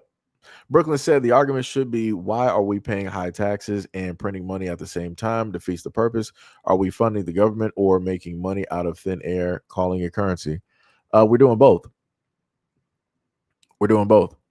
The smartest thing that I heard so far, and this was again back during the pandemic, was that whatever the debts that the United States government basically had that China was in a sense holding, they turned that, they put that directly into gold bars. So if anything happens with any markets, even with the United States dollar, that gold is always there. Anybody who holds on to the dollar is good luck. It's going to be like bottle caps out here. It's not going to mean nothing. So people got to pay attention. Sham said they should have frozen rent and mortgage rates too. The rich is taking advantage of the disaster marketing highs. Wait. He said marking high up and higher than their worth and not bringing the price back down. That's facts. Brooklyn said freeze the market rent. It's not corporate executives that have the most renters. Montemosa said the dollar is labeled as a Federal Reserve note. Peep game when you see it. Oh, yeah. Yeah. It used to have something on the back, way back when. It used to be completely different. So, like I said before, there's a lot of things there. There's a lot of things that they're getting people, directly used to. Like I said, I'm a tech guy. I can see both the good, the bad, and the ugly with a lot of tech. And in the proper hands and in good hands, a lot of tech is great. But people got to be able to peer and look directly into the worst of the worst. You got to be able to go to that other space in order to see how far and how ugly this can actually get. And it's going to get bad. Other thing I can sit up there and list as well too that people might have forgot about is this. I think it should have been in Florida.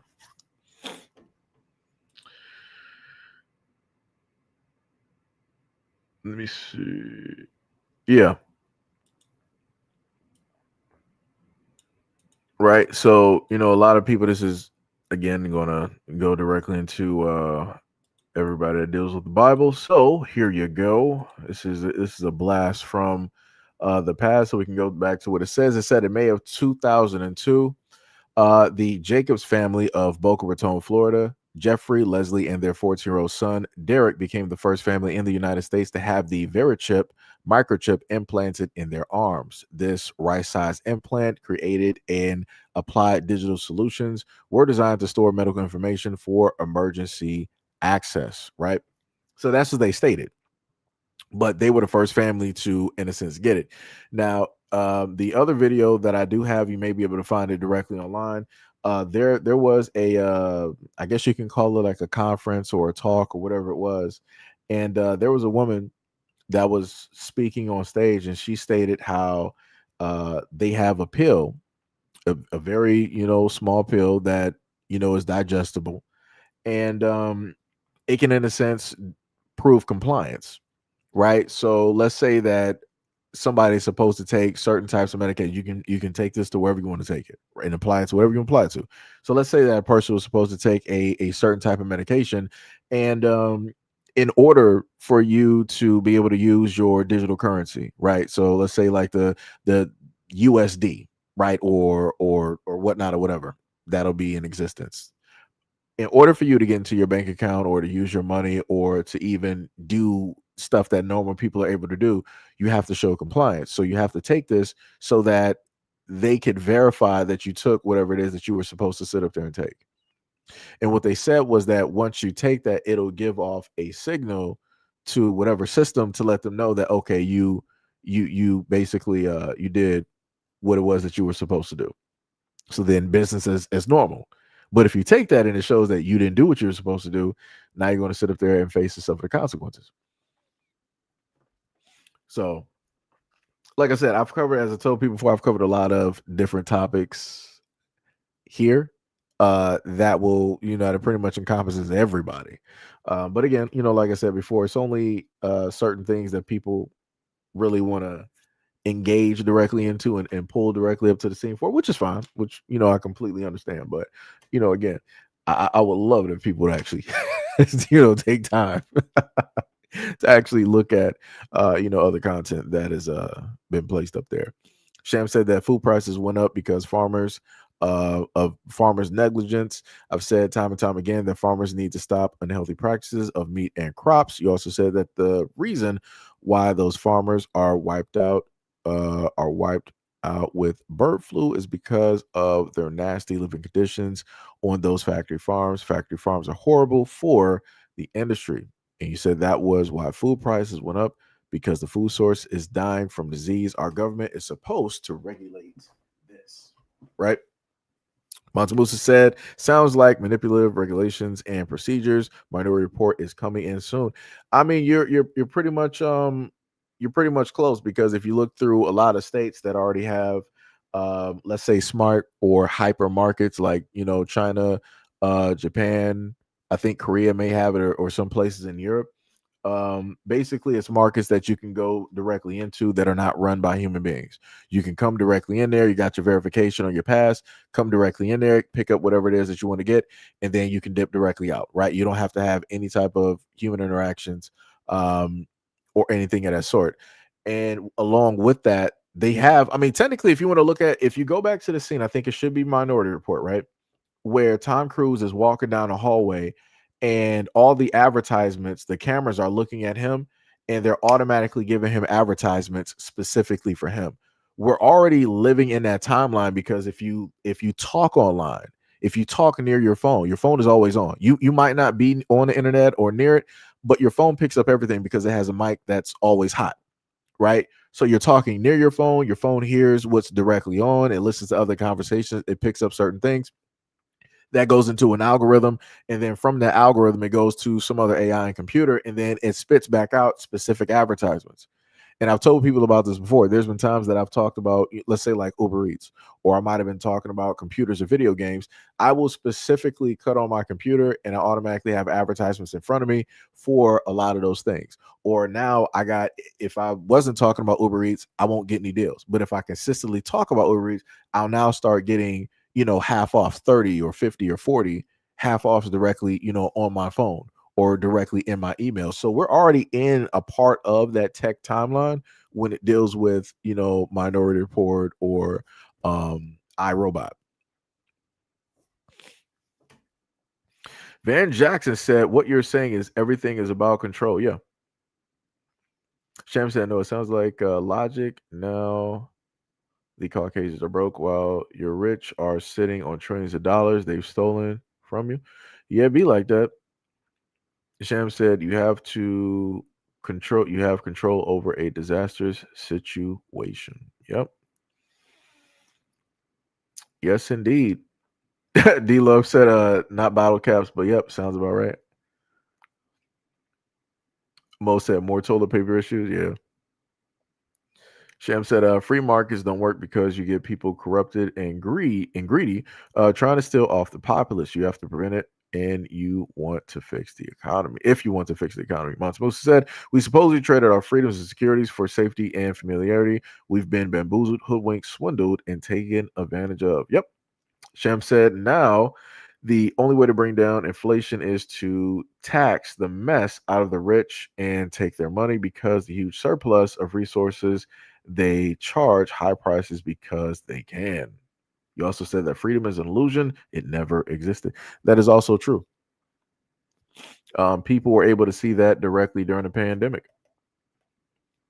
A lot of people ended up losing their jobs. I've covered that as well too. A lot of people ended up losing their jobs because they did not comply. That's the word that I was looking for earlier when it dealt with the whole what was it, the chip and all the other type of stuff, the compliance thing and everything of the sort. So yeah, it's bad out here. And a lot of us might not be in the full timeline of when a lot of this is going to be fully there. But like I said, people got to educate their kids. People got to, let their kids know. They got to make them aware of a lot of these things. Like I told people before, there's going to be a moment in time, just like how we got these digital cards. Like I'm looking at one of my cards at this moment in time. And there's going to be a point in time where there's going to be, if we don't already have it, I think we do, because I think I might have tried to order one, but there's going to be a point in time where you're going to see a digital card that's going to be multi-currency. And what I mean by that is that you'll have the ability to swap, let's say, your USD into other currencies, even if it's crypto. Because what the powers that be, aka the government and others, didn't sit up there and tell you is that they've been heavily involved and invested into cryptocurrency and things surrounding cryptocurrency, blockchain tech, and all of those things. This is another reason why you see a lot of this AI stuff going directly up, where they're buying up, oh, we got to buy up a lot of this RAM and do this and do that and all this other type of stuff, and yeah, because like I said, they're getting prepared to implement a lot of things. Also, I want people to also know that while they're doing this whole thing with AI, they're running test runs. So as I told you guys before, I watch a lot of stuff online, and a lot of the commercials that I've seen are not even actual commercials, right? They're AI built and driven, narrated. And I'm like, yeah, it's going to get bad out here. It is going to get bad out here for a lot of folks. Because again, if they're making AI commercials, that means that that's less money that they got to spend directly on actors. If they're not spending money on actors, that's less people that will actually be acting and be able to make a living in that job. On top of the fact that they're getting rid of standard issued jobs, and they're saying that we're putting robots, making robots that can flip burgers and cook food, because we feel that human beings shouldn't just simply do those jobs. We could put robots there so that it frees up time for everybody, and that you can put yourself in better places. Right.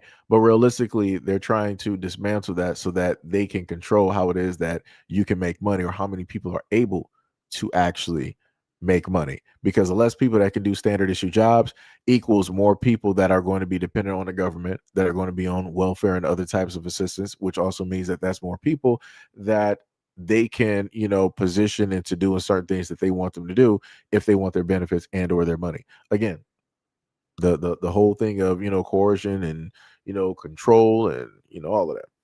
But yeah, like I said, everything that I talk about here, anybody can they can play back the video and look it up. Just, you might have to type it in, might have to look a little bit deep, but yeah, might have to do it.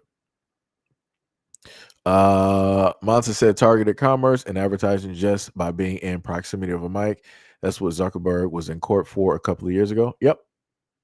The funniest thing is, I'm glad that you mentioned that, because this is going to go technically right back into cryptocurrency. Mark Zuckerberg, another reason that they were going directly after him is because they did not want him to come up with his own cryptocurrency. If I remember correctly, the US coin, I think it was like the Amero or something like that. I'm not talking about the coin was I think it was called Libra. I think that was the currency that they were going to come up with, and it was going to be like a Facebook type of thing. And the the power structure out there, they were worried about. They were like, no, we don't want you doing that, because you got over 200. I'm not even sure how many people on Facebook, but let's say if they got like 1 billion or whatever people on Facebook, they would look at that as a nightmare, because Facebook would, in a sense, be its own bank. It will be its own financial system. And people are like, no, yeah, we can't have that. We're not going to allow you to come up with a Libra, so you better figure something else out, or we'll figure it out for you. So this is why you don't have Mark Zuckerberg talking about that whole Libra situation and things of that nature. You see him now doing the whole metaverse and whatnot or whatever. I promise you now, when it deals with, if they do this whole thing with this metaverse and Facebook is successful and they can have some things that's solidified and running, they're probably going to throw the Libra directly in there. So they might not be able to put it on Facebook, but when it deals with virtual reality, and if they can get enough people directly on it and hooked onto it, you're going to see that come back up in conversations, if not see them actually enacted. And we'll see how that works out. Mo said, wait until the grocery shop is tied to your medical records that regulate what foods you buy according to your medical condition. Oh yeah.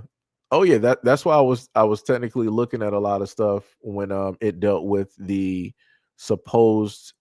I think weren't they doing that at one moment in time where they were trying to tell people, it was like, okay, we're with the food stamps, we'll allow you to buy healthy stuff, but we're not going to allow you to buy, anything that is sugar or whatnot or whatever. I forgot, but yeah, that'll be another thing that happened. And I told people years ago, I'm like, yo, people better get stuff in order before the government gets it in order for you, because it's not that far of a step. People have already allowed and given the government so much power at this moment in time that it's only a matter of time before they step into the direction of like, okay, well, if you can't specifically, figure out your health, we're going to figure it out for you, which means that they'll monitor your money, they'll monitor your medical records and your history, and they will specifically tell you what it is that you can eat and not eat. It's going to be tough out here for a lot of people. Sham said, and yet Zuckerberg made billions selling private information of Facebook users without consent. It wasn't advertising that made him rich. It was what he sold to the advertisers. That's bars. Sham said YouTube did the same thing. Oh, yeah. Yeah. That's facts. Facts.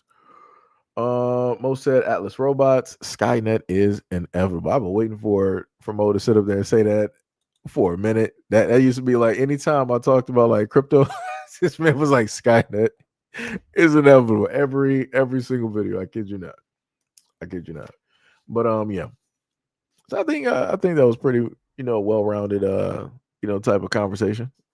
Great, conversation to end directly off on. Talking about things just in general. And the craziest part is when you start talking about this stuff, you don't really get a lot of people that's up there saying that, oh, what proof do you have? Where's all this information? Where's the documentation? What pure research papers and stuff have you read to get this? You don't hear nobody saying that. I mean, now you might get some bots in here talking about, I just made, such and such, amount of money because I followed such and such a person. Click this link here. Just like, you may have some people doing some stuff like that, but, other than that, you don't have the, the same nonsense, pulling up. So, shout out to all of those who pulled up to the stream to hear me out, to listen, take part directly in the conversation. Hopefully you guys are able to find some enjoyment directly out of there. Also gather some information, maybe some stuff that you might not have known specifically about. Hopefully some stuff that you'll take with you, and also do some research on yourself and maybe find out more information that I did not know about, or covered here directly during this live stream. Much love, respect, and appreciation. Again, shout out to all of the mods doing the Lord's work, every single day, pulling directly up. Shout out to the regulars, as D Money would normally say. Shout out to the trolls, the real MVPs out here. Shout out to anybody who threw any jewels directly in the comment section that I might not have seen. Much love, respect, and appreciation. Shout out to the members as well, and also to the patrons as well too. So, as I would normally say, well, I do have a video directly up, so just in case so let me just be very specific. Any videos that I do post, you will happen to see those on the second channel, which is SEIJIHITO, the Second Coming. So if you are not subscribed, you can go directly over to that channel, and you can be more than free to subscribe. It costs nothing to subscribe and nothing to leave a like. And primarily the first channel is pretty much all live streams that I've done over the many months and some years and things of that nature. So you got a variety of content to and from that you can go look directly at, peruse, find some information, and and things of that sort. Also, shout out to the person in the comment section. I saw you earlier. I just forgot to mention it because I got tunnel vision. Somebody said that they had their whole house listening and watching to the live stream.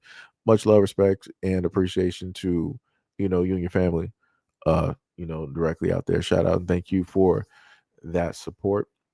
Much love.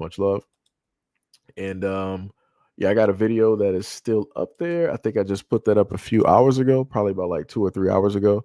Yeah, about like 4 hours ago. So people can happen to watch that one. It's about 30 minutes long. So if you want something to just look directly at, hey, stop by that video on the secondary channel. But anyways, much love, respect, and appreciation. Love you guys a lot. Appreciate you guys. Wait, hold on. Let me see. Monty said, as far as immigration is concerned, we need the folks who are legal residents to come out and oust their brethren who aren't necessarily following the protocols they had to. Yeah, the funny thing is, I said that before earlier, especially when it dealt with the Somalians. I'm like, all right, y'all feel a certain type of way about what's happening. Cool.